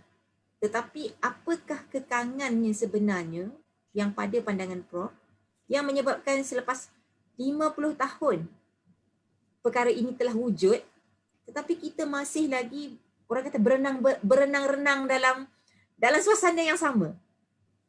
Tak naklah kata gagal, tetapi mesti ada turning point ataupun mesti ada satu orang kata katalis lah untuk membolehkan sebenarnya everybody who are involved. Kira macam sepatutnya menjadi satu wake up call. Sebab keadaan semakin, bila kita lihat dalam keadaan semasa, keadaan semakin buruk. Ia tidak menjadikan, bila kita ada secara atas kertas, semua struktur-struktur ini sepatutnya apabila dijalankan dengan baik, ialah kita bercerita tentang human kan, tentang manusia. Tetapi 50 tahun bukan satu jangka masa yang singkat. Jadi pada pandangan Prof bagaimana sebenarnya? Adakah ialah sebenarnya siapa yang boleh nak penetrate untuk memastikan siapa-siapa yang sepatutnya berfungsi begitu. Ya, jadi dari segi struktur tu memang jelas lah. Kita tak nafikan dari segi struktur tu. Saya pun kefahaman, okey, saya cerita dari segi pentadbiran negara kita. Bila mungkin Puan Miti pernah dengar juga Institut Kefahaman Islam. IKIM, atau ada orang pronounce IKIM. Saya pernah bertugas kat sana dalam 3 tahun je tu. Ini sebenarnya untuk memberi orang tu kefahaman tentang Islam. Memberi kefahaman tentang Islam bukan hanya untuk orang Islam. Supaya meredakan ketegangan hubungan etnik. Jadi IKIM ditubuhkan. Dari segi struktur pentadbiran ada mekanisme itu. Dan begitu juga dengan pentadbiran Islam. Dan kita ada MKI tadi. Dan juga kita wujudkan satu urutia yang begitu besar dengan ketua pengarahnya, dengan jadi satu jabatan ni. Dia macam seumpama jabatan museum terbesar kan. Jadi kita nak kata siapa yang sebenarnya menggerakkan tu. Jadi saya kalau kita balik macam ni lah. Kita balik kepada konsep syura yang betul ya. Sebab kita bercakap Islam ni, Islam sikit lah konsep syura ni. Konsep musyawarah ini ialah konsep orang-orang profesional yang mempunyai pandangan dan mempunyai pendapat yang panggil apa yang profesional lah, dia tidak berpihak kepartian dan sebagainya. Dan pada saya lah, ini kalau pandangan saya mohon untuk memberi pandangan. Sebab ini Puan Miti dah bagi saya bola tanggung. saya kena sambut bola ni sebab ini dah saya kira ini sebagai amanah saya. Pertama, perlu diwujudkan satu task force dalam JAKIM itu sendiri untuk memastikan majlis raja-raja juga untuk nak nanti orang tak suka guna istilah ini. Tapi saya fikir satu task force dalam JAKIM untuk memastikan bahawa tugasan awal MKI itu dapat dilaksanakan. Yang saya nampak, tugasan awal MKI itu seolah-olah dicurigai oleh negeri-negeri, termasuk juga tugasan JAKIM ini dicurigai oleh negeri-negeri. Sebab tagline ni kadang-kadang biasanya kata JAKIM akan mengambil kuasa negeri. Itu bahaya. Kuasa Islam tetap di bawah undang-undangnya, tetap di bawah duli-duli yang Maha Mulia Raja-Raja. Jadi perlulah task force ini dianggotai oleh para professionals.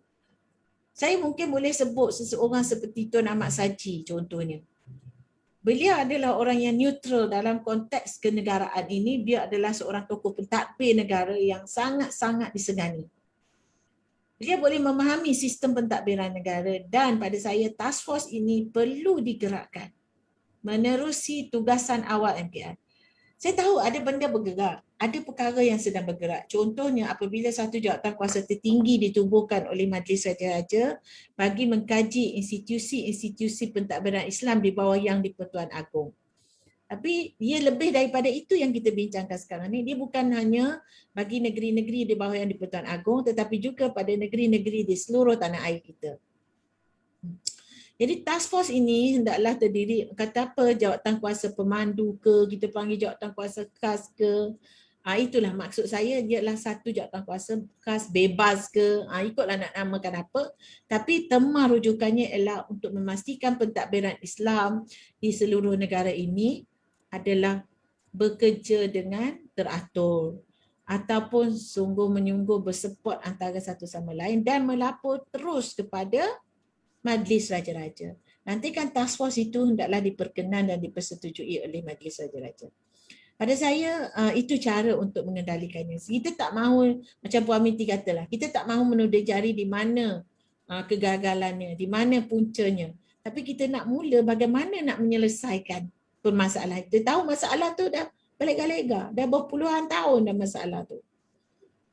Tapi masih lagi, saya rasa masalah kita adalah perasaan curiga kepada institusi federal ni contohnya. Kecurigaan itu mungkinlah semua pihak ada bukti-buktinya lah, kata okey macam ni lah sebabnya JAKIM nak ambil kuasa negeri contohnya. Pada saya menyebut ini melalui pengalaman-pengalaman yang saya telah lalui dalam hal-hal berkaitan ini dan saya amat serius tentang ini. Jadi pendekatannya saya fikir saya tidak mahu mengambil pendekatan siapa yang salah, siapa yang betul. Tapi bagaimana for the way forward. Bagaimana kita harus menyelesaikan perselisihan antara kefatwaan yang berbeza, perselisihan mana-mana ketidakseragaman. Mungkin ketidakseragaman itu satu keindahan, kata the more the merrier. Tapi ada kalanya ia menyebabkan kesukaran dan kesulitan. Itulah pandangan saya, Puan Miti, mengambil pendekatan syura, pendekatan musyawarah, mendiamkan perasaan curiga itu, mematikan perasaan curiga itu dengan pendekatan musyawarah. Sebab Islam ni dia tak bagi kita cara lain dah kecuali musyawarah. Sebab tu kalau orang moden ni dia bercakap pasal komunikasi yang berkesan. Itulah. Jadi tak ada komunikasi yang berkesan, maka ia akan menjadi satu tragedi lah kepada pentadbiran Islam. Jadi kita macam saya lah, saya nak putuskan di sini pada pandangan saya, Puan Miti, saya nak kata peranan Majlis Raja-Raja amat-amatlah penting. Terima kasih Prof. Jelas. Sebenarnya ia merupakan dia akan menjadi satu task yang sangat sukar lah bagi saya untuk urus dia tu nak bertindak untuk nak memastikan Betul. pergerakan ke arah yang mana yang kita nak tadi tu kan, sebab tapi prasarana perlu ada. Prasarana tu perlu dicipta. Kita mengucapkan selamat berjaya lah kepada urus dia tu Prof, dan kita memberi sokongan dari belakang lah ya, sebab kita nampak sebab perkara-perkara begitu yang kadang-kadang ia menjadi perbualan. Sebab pertamanya kemungkinan kita semua tidak perasan ataupun terlepas pandang akan kewujudan struktur-struktur ataupun penggerak-penggerak yang telah ditubuhkan. Contoh seperti apabila Tuanku Abdul Rahman telah pun nampak perkara ini pada tahun 1965 umpamanya, pada tahun 1957 lagi dah nampak. Betul lagi. 57 lagi dah nampak. Jadi apabila itu konsepnya, bila kita selalu bercakap bahawa kebanyakannya kita suka bekerja in silo. Jadi kita bekerja in silo, bila kita bekerja in silo ada perkara-perkara yang terlepas pandang sebab bukan semua perkara itu di-sharekan ataupun dikongsikan untuk makluman umum.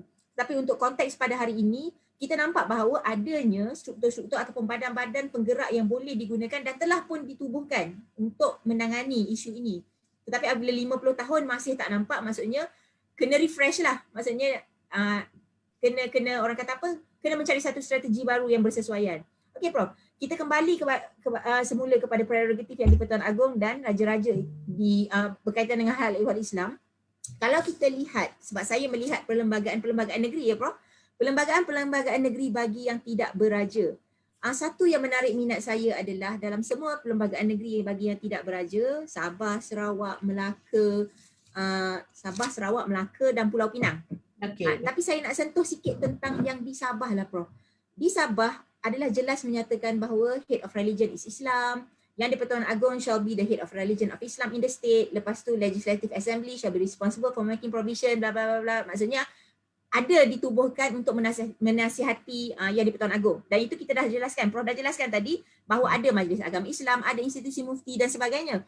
Tetapi bila kita melihat, kita meletakkan, bila kita tengoklah untuk negeri Sabah ya, ketua agamanya Islam sebagai agama negeri, ketua agamanya adalah yang di-Pertuan Agong dan kemudian nasihat-nasihat diberikan melalui institusi yang ditubuhkan. Tetapi bila kita melihat, lantikan ahli majlis agama itu bukan oleh yang di-Pertuan Agong tetapi yang di-Pertua Negeri. Jadi bagaimana Prof? Bukanlah menjadi satu kesalahan, tetapi untuk orang kata bold statementnya macam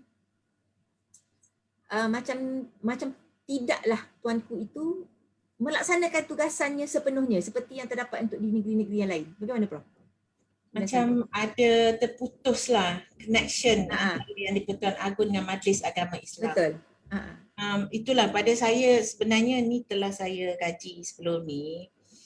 Contoh di negeri-negeri lain semua negeri yang Puan Miti sebut yang tak ada raja tadi, semuanya latihan ahli Majlis Agama Islam itu dibuat oleh yang di-Pertuan Agong. Termasuklah wilayah-wilayah persekutuan. Saya bercakap dari pengalaman saya sebagai ahli Majlis Agama Islam yang penggal kedua saya. Saya nak ceritanya dari segi amalan tau. Penggal pertama yang saya dilantik pada tahun 2018 ya dan tamat pada tahun 2021. 3 tahun. Bila saya dilantik pada tahun 2018, lantikan itu dikeluarkan oleh menteri saja. Dia tak ada perkenan titah tuanku ada melalui surat, tapi kita tak dapat surat yang menyatakan perkenan tuanku tu. Dia ditandatangani lantikan itu dalam surat pelantikan tu ditandatangani oleh menteri, ditulis kata baginda yang di-Pertuan Agong, nama yang di-Pertuan Agong pada masa tu Sultan Muhammad V telah memberi perkenan untuk pelantikan saya sebagai Syam Melayu ni sebagai ahli majlis. Saya pun dalam detik hati saya, sebab saya pelajar undang-undang. Mungkin sebelum ni bukan isu. Bila saya pelajar undang-undang, saya kata sah ke tak lantikan saya ni? Sah ke tak lantikan saya oleh menteri ni? Walaupun lepas tu saya komplain lah, saya tanya. Bukan komplain lah, saya tanya. Okey. Saya tanya pejabat peguam negara, dia kata sah. Sebabnya tuanku dah berkenan. Okey, betul lah tuanku berkenan. Okey, lepas tu pengalaman saya pula apabila saya dilantik ahli Majlis Agama Islam bagi negeri Perak, tuanku tanda tangan sendiri tau. Tuanku tulis sendiri, tuanku Sultan Perak tulis sendiri dan penyampaian watikah itu dilakukan oleh tuanku sendiri. Jadi dia beza di peringkat persekutuan ni. Dia beza, maknanya watikah itu saya dipanggil menghadap ke bawah, menghadap Paduka Seri Sultan Perak untuk menerima watikah pelantikan sebagai ahli Majlis Agama Islam. Jadi kita nampak, saya secara peribadi saya nampak amalan itu ialah di negeri Perak tuanku sendiri yang melantik ahli majlis. Di wilayah persekutuan, kita tengok dalam undang-undang ni memanglah yang di-Pertuan Agong yang melantik. Tetapi dari segi amalannya ialah surat itu ataupun majlis itu hanya dikendalikan oleh menteri. Okay. Jadi tak apalah dari segi legal sah. Tapi dari segi negeri Sabah ni, mungkin ini amalan di negeri Sabah lah. Ini amalan dan amalan itu being translated in the form of legal provision dalam Perlembagaan Negeri Sabah. Dia telah dimasukkan dalam Perlembagaan Negeri Sabah, amalan itu. Jadi pada saya dari segi undang-undangnya, memang dia nampak terputus Ketua Agama Islam tu. Apatah lagi nanti undang-undang yang relevannya ialah Undang-Undang Pentadbiran Agama Islam Negeri Sabah tu, kalaulah dia menyatakan bahawa ahli majlis agama Islam ini terdiri daripada 15 orang dan yang di-Pertua Negeri atas nasihat Menteri Agama Sabah. Melantik Menteri Agama Negeri Sabah menasihati yang di-Pertua Negeri untuk melantik. Jadi ini tak kena dengan peruntukan 3 dalam perkara 3 Perlembagaan Persekutuan. Dan sebenarnya ini telah dilakukan oleh, pada saya kajian ini telah disampaikan kepada Negeri Sabah dan saya sendiri pun telah berbincang dengan Menteri Agama Negeri Sabah pada ketika itu. Saya tak tahu sekarang beliau masih lagi Menteri Agama Negeri Sabah atau tidak. Dan cadangan pindaan telah dibuat, saya tak pasti sama ada Sabah telah pindah ataupun tidak. Dan sebenarnya cadangan pindaan itu telah sampai kepada pengetahuan Menteri Agama di Negeri Sabah. Cuma persoalan yang timbul pada perbincangan ini juga, dalam undang-undang ni macam ni, dia ada prinsip dia. Delegatus non potest delegare. Delegatus non potest delegare. Kuasa yang telah di-delegate, telah diserahkan kepada orang lain tu tidak boleh kemudiannya diserahkan pada orang lain lagi. Contohlah, saya bos Puan Miti staff saya. Saya kata, Puan Miti awak pergi mesyuarat lah. Sebab saya tak boleh hadir. Ni saya dah delegate kuasa saya kepada Puan Miti. Puan Miti kata, saya pun, dia tak cakap dengan saya. Puan Miti pergi cakap dengan staf lain, saya pun tak boleh hadir lah, tapi bos suruh saya hadir. Awaklah pergi hadir. Itu delegatus non potest delegare. Delegation tidak membenarkan satu delegation yang lain. Okey, sekarang ni persoalannya, boleh tak dari segi undang-undang yang di-Pertuan Agong memberikan delegation of powers kepada yang di-Pertuan Negeri? Dan kemudian yang di-Pertua Negeri minta pula Menteri Besar ni nasihat. Jadi macam itulah ada isu-isu yang delegatus dan potest negeri. Tapi sebenarnya dalam undang-undang yang di-Pertuan Agong tidak boleh delegate. Dia bukan macam saya tadi. Saya bos, saya boleh delegate kat komiti. Tapi dalam konteks delegation of powers and the appointment ni, dia tidak boleh dibenarkan yang di-Pertuan Agong untuk delegate kuasa melantik itu kepada orang lain. So dari segi undang-undang sangat jelas tentang itu dan kita sebenarnya dalam cadangan lah, maknanya dalam pengetahuan Kerajaan Negeri Sabah pada ketika itu untuk pindaan kepada enactment bagi pentadbiran Negeri Sabah. Cuma yang terbaru ni kita masih belum dengar lagi. Kita tak dengar lagi lah ya Prof. Mungkin ada kawan-kawan kita dari Sabah ni boleh tolong update kita lah nanti ataupun boleh tolong carikan untuk kita lah.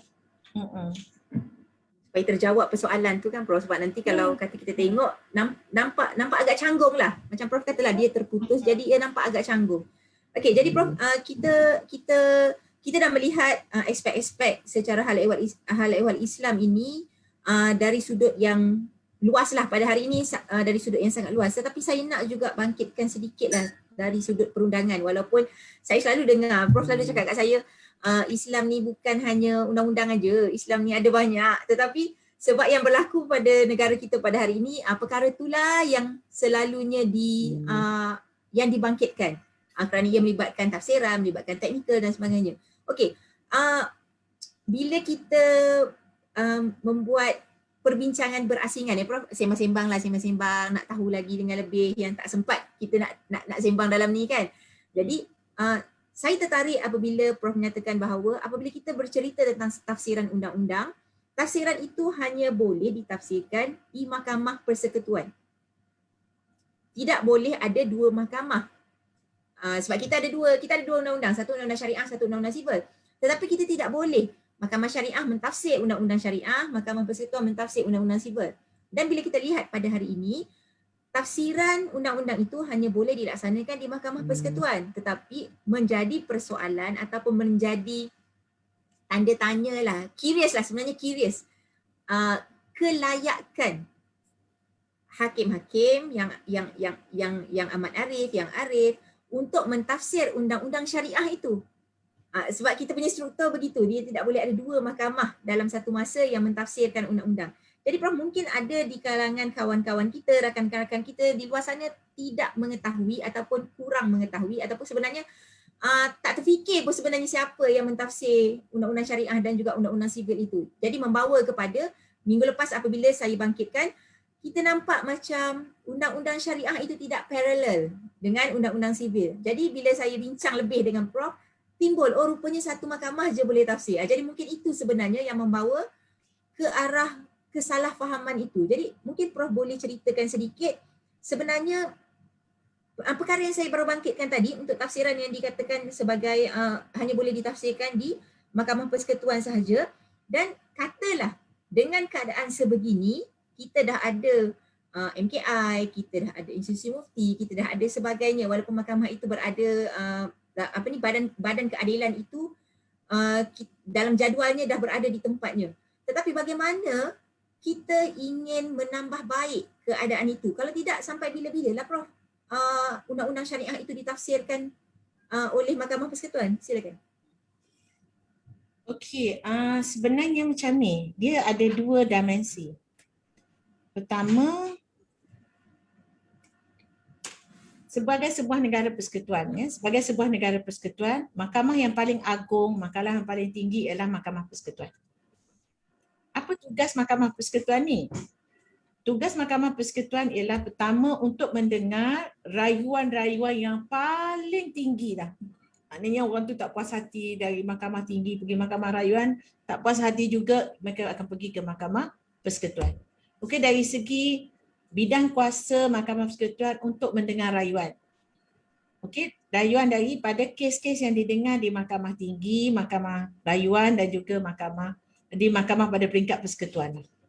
Okey, dia adalah, jadi saya nak simpulkan dekat sini satu, Mahkamah Persekutuan adalah mahkamah tinggi, paling tinggi dalam kes rayuan pada kes-kes yang dimulakan di dalam mahkamah pada peringkat persekutuan. Tidak termasuk mahkamah syariah.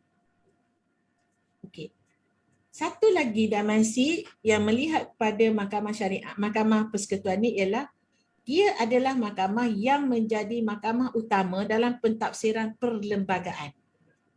Mahkamah syariah tidak ada kuasa mentafsir perlembagaan. Sebab sebagai negara persekutuan, dia mesti mahkamah yang paling tinggi dalam negara itu yang mentafsir perlembagaan. Jadi orang tanya, boleh tak mahkamah syariah mentafsir perlembagaan? Jawapan saya tak boleh. Mahkamah syariah tak boleh mentafsir perlembagaan. Sebab dalam perkara 128 Perlembagaan Persekutuan memang dia nyatakan bahawa hanya Mahkamah Persekutuan yang boleh mentafsir perlembagaan. Okey, jadi jelas. Jadi kalau ada persoalan, tanya,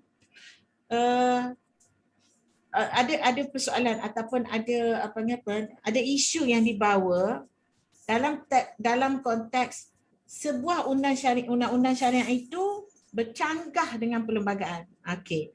Kalau kata-kata undang-undang syariah itu bercanggah dengan perlembagaan, maka komiti asal mahkamah mana perlu mentafsir dalam dimensi yang saya cerita tadi. Kalau sepaham saya tetap juga Mahkamah Persekutuan lah Prof. Mahkamah Persekutuan lah sebab dia melibatkan perlembagaan. Mahkamah syariah tak boleh mentafsir perlembagaan tu. Contoh, tapi satu lagi contoh ada isu kata hal berkaitan dengan pakaian seorang lelaki. Macam satu peruntukan menyatakan seorang lelaki tak boleh berpakaian seperti wanita. Persoalannya ialah adakah ia bercanggah dengan hukum syarak peruntukan undang-undang tu? Jadi mahkamah mana nak dengar? Adakah ia bercanggah dengan hukum syarak? Maka dia pergi ke mahkamah syariah lah sebab dia hukum syarak. Kalau kata section 6, katakan undang-undang tu seorang lelaki ni dia tidak dibenarkan memakai pakaian perempuan, dikatakan bercanggah dengan hak kebebasan peribadi seseorang yang ada dalam peruntukan perlembagaan. Jadi dia pergi ke mana? Dia pergi ke mahkamah sivil, Mahkamah Persekutuan. Kalau kata bercanggah dengan hukum syarak, dia akan pergi ke mahkamah syariah lah. Kalau kata bercanggah dengan perlembagaan, dia akan pergi ke Mahkamah Persekutuan sebab Mahkamah Persekutuan dia lah yang boleh tafsir perlembagaan. Maaf Prof, bila Prof sebut tentang bagaimana perkara yang sedemikian rupa kita boleh switch ke Mahkamah Persekutuan dan Mahkamah Syariah. Maksudnya perkataan yang sini yang saya dengar tadi Prof guna, kalau dia bercanggah dengan hukum syarak, dia akan pergi ke Mahkamah Syariah. Tetapi sekiranya melibatkan peribadi, dia boleh pergi ke Mahkamah Persekutuan. Tapi Bukan bagaimana peribadi. pilihan Melibatkan kebebasan hak asasi. melibatkan kebebasan asasi, dia boleh pergi ke Mahkamah Persekutuan. Tetapi bagaimana dengan kes-kes seperti salah laku yang tidak normal contohnya, ataupun kepercayaan-kepercayaan ataupun ikutan-ikutan seperti LGBT contohnya. Jadi bagaimana kita nak melihat perkara itu sama ada dari hukum syarak dan memang salah, tetapi dalam masa yang sama ia juga melibatkan bila dia berhujah, dia kata ini adalah kebebasan asasi. Dia sebut je kebebasan asasi bercanggah dengan perkara 5 Perlembagaan Persekutuan, straight away dia pergi ke Mahkamah Persekutuan. Kalau dia kata bercanggah dengan kepercayaan agama saya dalam undang-undang syariah ni, pandangan mazhab saya dalam undang-undang syariah, dia kata mazhab saya benarkan LGBT. Contohlah, mazhab saya benarkan LGBT. Kenapa undang-undang ni tak benarkan LGBT? Ini akan pergi ke Mahkamah Syariah. Sebab dia dah berleka dalam ruangan hukum syarak. Kalau dia sepetik je section perkara 8, perkara 5 Perlembagaan Persekutuan, dia akan terus pergi ke Mahkamah Persekutuan. Sebab Tetapi untuk masa akan datang, bagaimana kita nak menjaga perkara-perkara apabila semua orang nanti dah pandai kod perkara 5 itu nanti, dia akan terus Contoh Seksyen 66 di Enactment Jenayah Syariah Negeri 9. Seorang lelaki Juzaili, kes tu nama Juzaili. Dia kata dia ada kebebasan berpakaian kerana kebebasan peribadi. Dalam konteks hak asasi lah. Dalam konteks asasi. Dia ambil angle. Sekarang ni Puan Miti kena faham dan rakan-rakan penonton yang saya hormati juga kena faham. Pendekatan orang yang membawa agenda hak asasi ni, hak asasi dalam konteks kebebasan diri ni, mereka akan kata itu adalah hak yang dijamin oleh perlembagaan.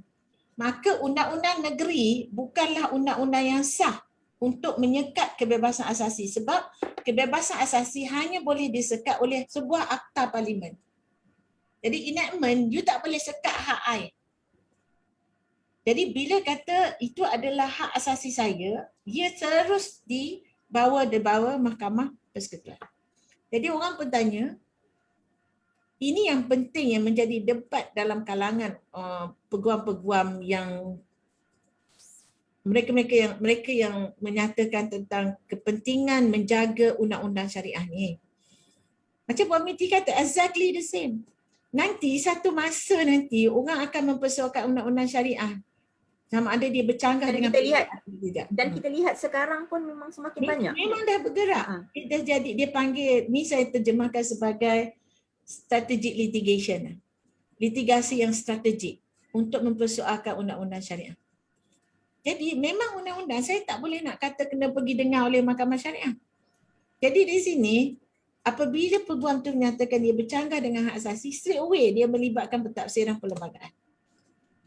Cuma kita lihat Mahkamah Perlembagaan ini, Mahkamah Persekutuan ini perlu lihat kepada bidang kuasa Mahkamah Syariah.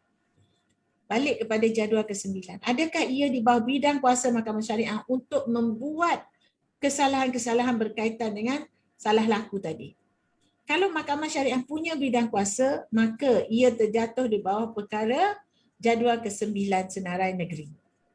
Kalau mahkamah kata bukan, ini di bawah kuasa parlimen, maka mahkamah negeri tak boleh buat. Macam hari tu yang kes negeri Selangor tu, yang kata kes liwat tu dah ada dalam Undang-Undang Persekutuan. Jadi bila dah ada dalam Undang-Undang Persekutuan, mahkamah menyatakan negeri dah tak boleh buat lagi dah sebab dah ada dalam Persekutuan. Ini pendekatan begini yang ditakuti oleh para peguam syar'i. Peguam-peguam perjuangkan undang-undang syariah. Sebab dia kata semua yang dah ada, contoh incest, yang saya sebut sumbang mahram. Sumbang mahram ni nak kata dari azali lagi dia dah ada dalam undang-undang jenayah syariah ni.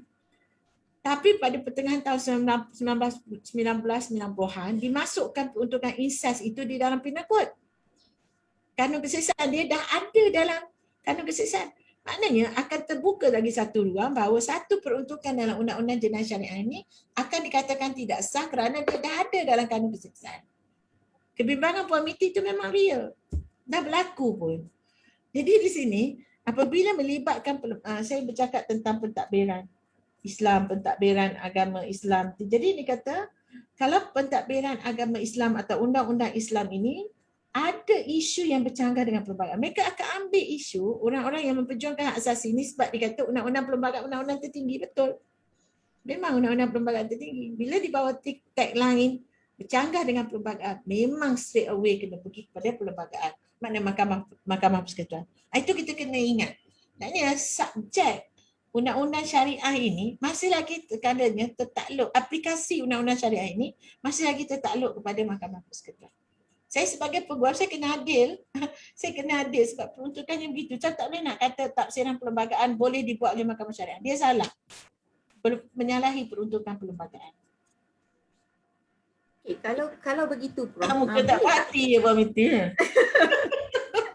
Bukan saya cuba bukan saya cuba mendapatkan gambaran sekiranya kita ada bijak pandai para peguam di luar sana yang berpandai switch the facts of the case kan, dengan kita nampak lumpang-lumpang technicality itu, maksudnya nanti pada satu hari nanti Mahkamah Syariah itu seakan tidak berfungsi. Itu yang pertamalah. Dan yang kedua, apabila kita melihat bahawa kita dah jelas bahawa tafsiran perlembagaan boleh dibuat di Mahkamah Persekutuan, dan kita tengok tadi bila Prof kata apabila ia melibatkan hukum syarak dia akan pergi ke Mahkamah Syariah, apabila dia melibatkan perkara 5 dia akan automatik pergi ke Mahkamah Persekutuan. Tetapi bila kita melihat juga bahawa Islam itu sebagai agama rasmi, kita punya ketua negara, ketua utama negara kita yang di-Pertuan Agong bertanggungjawab juga sebagai ketua negara, ketua agama untuk negeri-negeri tidak beraja dan wilayah, dan raja-raja itu sebagai ketua agama di negeri, dan secara kolektif power, kolektif bodinya kita ada majlis raja-raja. Jadi sejauh manakah prerogatif yang boleh dimainkan oleh tuanku semua? Sebab perkara ini dah jelas. Jadi memang sekarang ni kita nampak kita slide by technicality. Tetapi kalau kita dah nampak slide by technicality, pasti ada cara nak menyelesaikannya tu. Silakan Prof. Itu soalan akhir dah Prof. Lepas ni kita kita dah 11:30. Macam ni lah saya nampak. Baik, Islam ini kita balik kepada soal hak ehwal Islam ni luas kan. Dia ada private, dia ada public. Okey, kalau saya tanya sumbang mahram tadi. Sumbang mahram ini dia adalah bukan, although things done privately. Sumbang mahram ni berlaku secara private. Tetapi kesannya ke atas masyarakat awam. Maknanya nasab keturunan itu, perlakuan jenayah itu kan. Jadi kalau Puan Miti tanya saya, adakah dia hal-hal peribadi atau dia berkaitan dengan hal-hal kepentingan awam? Pada saya ia kepentingan awam. Jadi perlukah dia duduk di Mahkamah Syariah saja atau dia perlu pergi ke Mahkamah Persekutuan? Sebab ia bukan hanya melibatkan orang Islam, dia mungkin melibatkan orang bukan Islam. Pada saya eloklah dia duduk di Mahkamah Persekutuan. Satu lagi, hukumannya juga lebih tinggi. Kalau di Mahkamah Syariah dia ada 356, RM3,000 denda, 5 tahun, 3 tahun penjara, RM5,000 denda dan 6 sebatan. Itu saja. Sumbang mahram tuan-tuan dan puan-puan, nak 5 sebat ke? Sebatan Islam pula tu, orang kata nak angkat ketiak tak boleh, nak sebat macam ni je. Jadi mungkin lebih baik undang-undang begitu berada di Mahkamah Persekutuan. Cuma kebimbangannya ialah ada movement yang mahu menafikan setengah-setengah daripada undang-undang peribadi ni. Contoh minum arak yang kita sebut itu berzina ke ya. Ni jadi susah ni sebab berzina ni kalau kita nak letak kesalahan di bawah Mahkamah Persekutuan, adultery is not an offence under the penal code, tapi adultery telah menyebabkan berlakunya yang kita sebut itu dalam ratusan ribu anak-anak luar nikah ni kan, yang telah menyebabkan masalah sosial dalam negara kita. Dan itu sebenarnya masalah awam. Dia bukan masalah peribadi, although act done privately, it will affect publicly. Kan? Dan dia juga melibatkan nasab juga nanti. Sama seperti incest tadi lah. Itu sama incest. Dan dia melibatkan nasab tu. Bagi orang Islam, nasab itu penting antara 5 maqasid syariah. Okey. Jadi sekarang pada ini saya berbeza pandangan ada dengan rakan-rakan saya lah. Dia kata tetap mahu kekalkan bidang kuasa ini kepada mahkamah syariah. Kalau tak nanti semua undang-undang syariah itu akan diberi kepada mahkamah sivil ataupun mahkamah persekutuan. Kebimbangannya nanti ialah ada pelobi kepada hak asasi untuk mengeluarkan kesalahan itu daripada kanun perseksaan. Contoh sodomi. Yang kita katakan liwat itu sekarang ni dah tak boleh buat di negeri Selangor, tak boleh tuduh di negeri Selangor kerana dia telah dikatakan kesalahan yang berada pada peringkat persekutuan. Tiba-tiba pelobi ni pada suatu masa nanti, adakah pelobi ini akan berjaya menghakis dan memastikan Seksyen 377 tu dibatalkan dari kanun keseksaan. Kalau hal itu berjaya, maknanya undang-undang syariah itu akan terhapus. Ini bimbang. Ini kebimbangannya. Real. Tapi kalau satu dimensi, kita pergi letak di bawah kanun keseksaan tu, maka dia akan tertakluk ke atas semua orang, tak kira agama Islam ataupun bukan agama Islam. Jadi masa depan undang-undang Islam itu bukan menggunakan label undang-undang Islam, tapi label kepada public interest. Sama dengan konsep ta'zir dalam Islam lah. Undang-undang ta'zir ni ialah untuk kepentingan awam. Pada saya tak ada masalah, saya setuju. Cuma kebimbangan itu sejauh mana ketegasan kerajaan untuk tidak meminda undang-undang yang menjadi satu benteng kepada kesusilaan, kesopanan, akhlak yang mulia bagi umat Islam. Itu je. Rakan-rakan saya bimbang pelobi kepada hak asasi ini. Sebabnya di negara-negara jiran seperti Thailand dengan Singapura juga, pelobi-pelobi ini juga sangat kuat. Mahu memasukkan undang-undang yang menentang LGBT ni contohnya. Dia kata 377 kanun keseksaan itu adalah menyanggahi hak asasi. Ini bukan suatu perkara baru. Dan ia telah dikenali. Itu pada saya, kebimbangan rakan-rakan saya itu juga valid. Jadi di sini kalau satu jaminan boleh dibuat bahawa tidak ada pindaan kepada undang-undang yang melibatkan seksualiti merdeka ni, maka itu terjamin. Saya pula pernah menyatakan bahawa mahkamah syariah ini boleh ditumpukan kepada mahkamah yang berkaitan dengan undang-undang peribadi saja. Nikah, cerai, putus tunang, iddah, nafkah, harta sepencarian saja. Tapi jenayah-jenayah tu semua pergi ke mahkamah sivil, mahkamah persekutuan. Sebab apa? Dia kena dipakai ke atas seluruh non-Malaysia dengan non-Muslim dengan Muslim. Sebab dia bukan undang-undang syariah saja, tapi ialah undang-undang awam untuk menjaga humanity, menjaga integriti, menjaga keselamatan awam dan ketenteraman awam. Dia public law, not private law. Kan dia macam curi, dia macam bunuh. Benda macam itulah. Cuma dari segi ideologi ataupun falsafah menjenayahkan perbuatan itu atas alasan dia berasal daripada undang-undang agama tu mungkin susah untuk diterima oleh masyarakat bukan Islam. Kalau dia kata macam incest, bukan atas alasan agama, tapi atas alasan masalah sosial. Macam kita belajar criminal law dah, criminalization, reason to criminalize certain act. Kenapa? Sebab kita untuk menjenayahkan suatu perkara itu, mesti ada kepentingan awam. Kepentingannya awamnya dia akan menyebabkan ketidakteraturan masyarakat contohnya. Jadi itu menjaga kepentingan awam. Dia menyebabkan kebajikan kanak-kanak ke contohnya. Dia akan menjaga kepentingan awam. Jadi kalau nak guna, kerana agama Islam mengharamkan adultery, maka dia nak masuk dalam kanun jenayah syariah. Itu tak boleh. Kanun keseksaan. Jadi ramai orang tak boleh terima sebab alasannya ialah agama. Saya jujur menyatakan sebab orang alergik pada agama Islam atau perundangan Islam. Mereka alergik tanpa memahami kesannya. Kalau adultery ni tuan-tuan dan puan-puan yang saya hormati sekalian, dalam Law Reform Marriage and Divorce Act ni, kalau suatu pasangan itu bercerai atas sebab berlakunya zina salah seorang tu, kalaulah isteri yang melakukan zina, bercerai antara pasangan yang bukan Islam tu, isteri yang melakukan zina itu tidak berhak mendapat alimony, mendapat orang kata wan tanggungan selepas perceraian. Sebab orang bukan Islam kalau mereka bercerai, si lelaki ni hendaklah menanggung sampailah bekas isteri dia tu berkahwin lain. Kalau perceraian itu atas sebab zina, si isteri ni tidak akan layak untuk mendapat alimony tu, mendapat wang tanggungan tu. Tak boleh. Jadi menunjukkan perbuatan zina itu adalah sesuatu yang tidak boleh diterima oleh masyarakat bukan Islam juga. Tetapi dia bukan satu ke tahap untuk menjenayahkan perbuatan itu. Tapi orang Islam menjenayahkan perbuatan zina tu. Jadi clash kat situ. Sama juga judi. Judi ni kan, judi ni dia ada satu kesalahan, tapi di Malaysia ni ada judi halal, judi haram.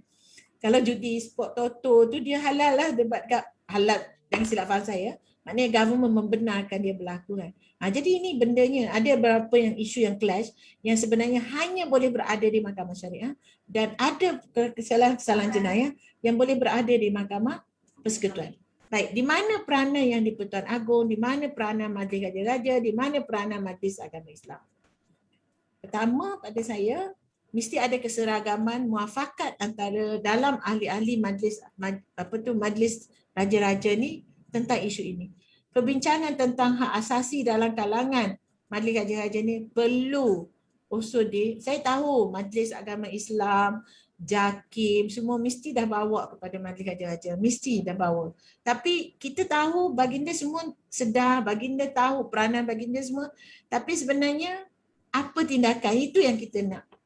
Apakah tindakan? Adakah telah ditubuhkan suatu pasukan khas ke dan sebagainya? Saya ni asyik nak tubuh pasukan khas ni sebab apa? Kajian kurang berlaku tau, Pamiti. Pengalaman peribadi saya dengan Jawatankuasa Tertinggi Hal Ehwal Islam hari itu, hampir orang kata apa, hampir saya dapat PhD barulah. Maknanya buat tu susah. Sebab tu saya fikir perlulah dikaji terlebih dahulu. Macam orang cakap vernacular school dan sebagainya, dikaji supaya polisi itu bukan pramatang.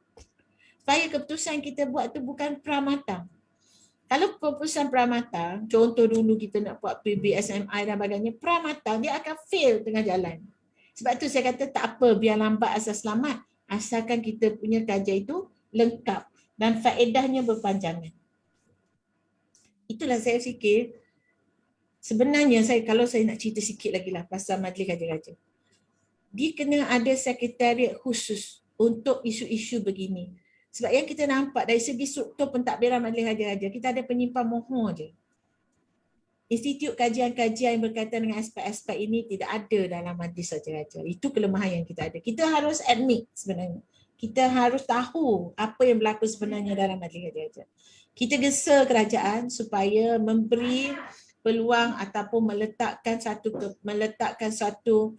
memberikan satu jabatan khusus lah untuk kajian-kajian dan penyelidikan di bawah Majlis Raja-Raja. Kalau tak pun Majlis Raja-Raja boleh bekerja dengan universiti-universiti tempatan.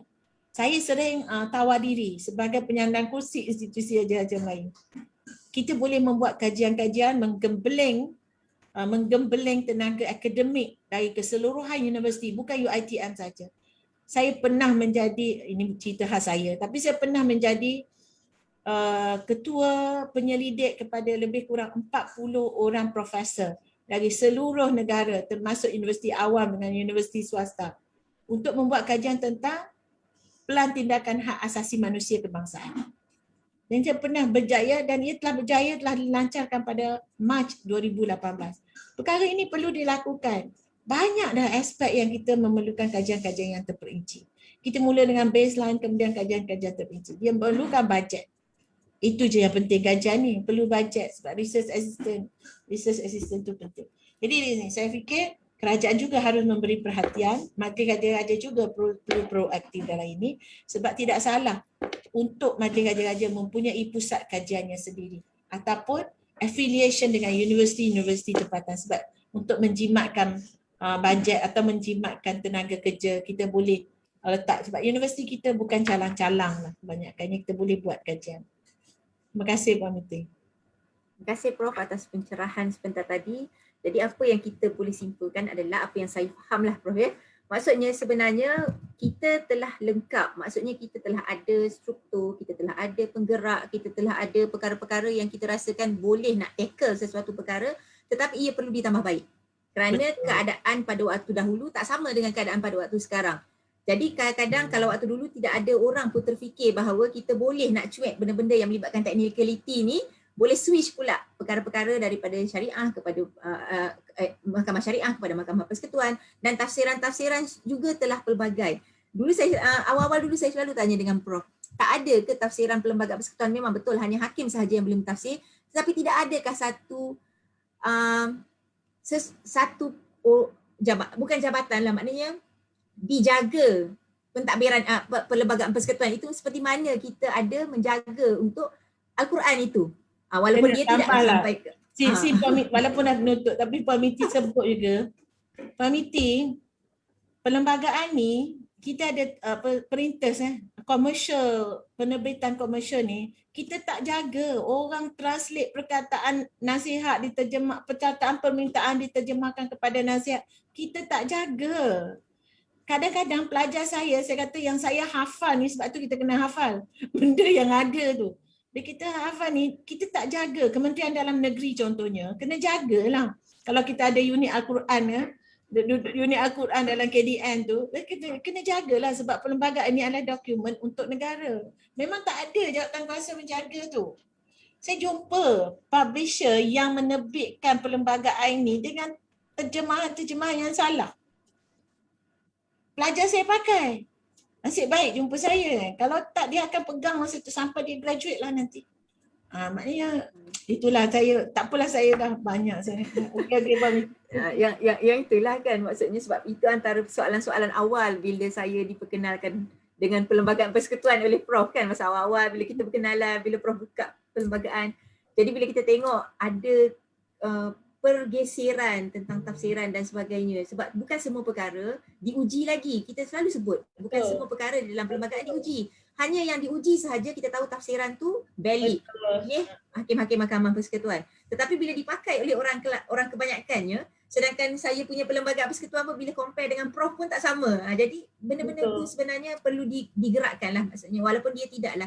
Ya, saya bagi contoh Al-Quran tu bukan apa, sebab kita memang ada unit Quran untuk nak tengok ayat-ayatnya terpelihara. Jadi kalau kita mengatakan perlembagaan itu undang-undang tertinggi negara, sepatutnya ada jugalah tempatnya di mana ada jawatankuasa yang menjaganya. Jadi Prof, untuk perbincangan kita pada hari ini, saya rasa perbincangan kita sebenarnya dah sebenarnya exceed saya punya expectation lah. Memang kita nampak benda tu luas, sebab kita bila kita bincang-bincang, kita sebut, maksudnya kita tak nak hanya pada perundangan Islam dan sebagainya. Kita nampak perkara itu luas, kita nampak perkara itu sebenarnya telah pun dilihat oleh forefathers kita. Maknanya orang-orang terdahulu dah nampak. Tetapi kita masih macam hidup dalam macam saya kata lah, berenang-renang, bersuka-suka masih di tempat yang sama tanpa mengambil kira perubahan-perubahan yang sedang berlaku. Jadi insyaAllah Prof, semoga pencerahan yang Prof terangkan, perkongsian yang Prof beri pada kita pada hari ini membuka sedikit minda kita untuk berfikir bahawa apabila kita bercerita tentang negara kita bercerita tentang hal ehwal Islam, kita bercerita tentang amalan, aman dan damai dan sebagainya, ia membuka ruang untuk ke arah lebih harmoni dan sebenarnya masing-masing bukanlah jaga sikoh, tapi kesopanan dan kesusilaan itulah sebenarnya bila kita bercerita tentang perkara-perkara ini. Jadi untuk itu kita berakhir di sini. Cuma kita sebelum itulah Prof, saya rasa sebab tadi Prof menyatakan bahawa Prof telah mengetuai satu kajian tentang hak asasi kebangsaan dan telah dilancarkan pada tahun 2018. Yang ni saya rasa kita kena bangkitkan sikit, maaf ya para pelayar, kita bangkitkan sikit lah Prof, sebab ada pertanyaan daripada pelayar di luar sana mengenai hak asasi manusia sedia ada sekarang yang pada pandangannya sudah jauh dari asal tunjang. Maksudnya tak sama seperti apa yang dilancarkan pada tahun 2018. Jadi Prof ada sebarang komen? 2 minit je Prof.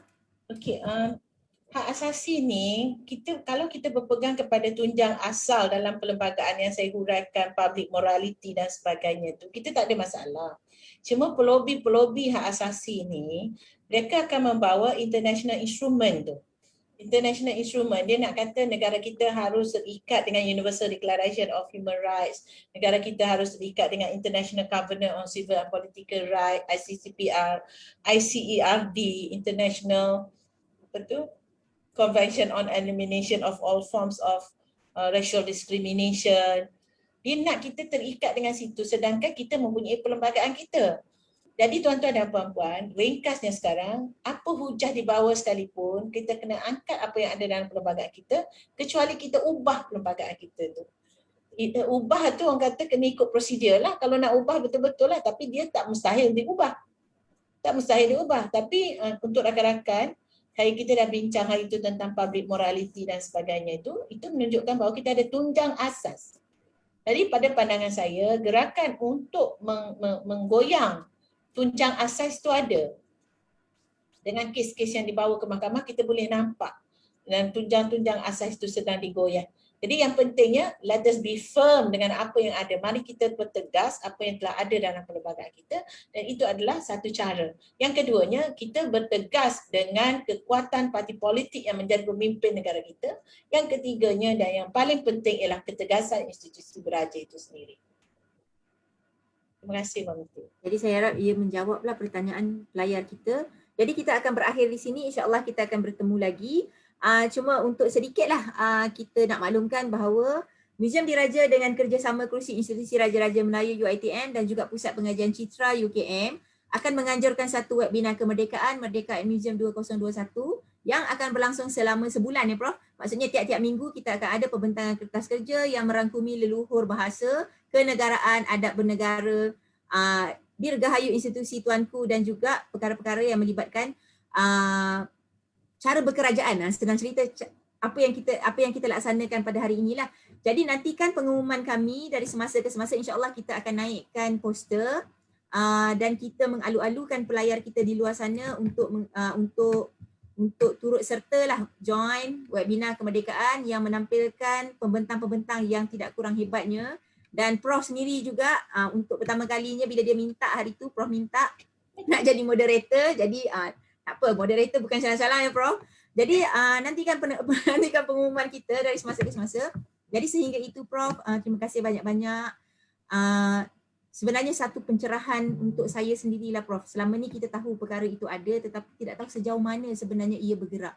Jadi semoga pencerahan yang Prof berikan kepada kita pada pagi ini, perkongsian yang Prof kongsi pada pagi ini memberi manfaat kepada kita semua dalam kita nak menuju bulan kemerdekaan ni, untuk nak orang kata apa, nak menyambut bulan kemerdekaan negara kita dan juga Hari Malaysia nanti. Jadi sehingga kita bertemu lagi, minta maaf atas segala silap dan tutur kata kami, terlebih gurau, terlebih kasar. InsyaAllah kita akan jumpa lagi, kami akan maklumkan dari semasa ke semasa. Dan terima kasih sekali lagi kepada para pelayar kita yang di luar sana yang setia menunggu sehingga ke akhir rancangan. Terus nyatakan cadangan, komen, apa yang tuan-puan nak dengar, asalkan ia dalam ruang lingkup Perlembagaan Persekutuan dan juga melibatkan institusi beraja yang di-Pertuan Agong, institusi beraja, raja-raja di negeri dan sebagainya. Jadi sehingga itu, terima kasih banyak-banyak. Terima kasih sekali lagi Prof. Dan insyaAllah kita jumpa lagi. Assalamualaikum warahmatullahi taala wabarakatuh. Waalaikumsalam warahmatullahi wabarakatuh.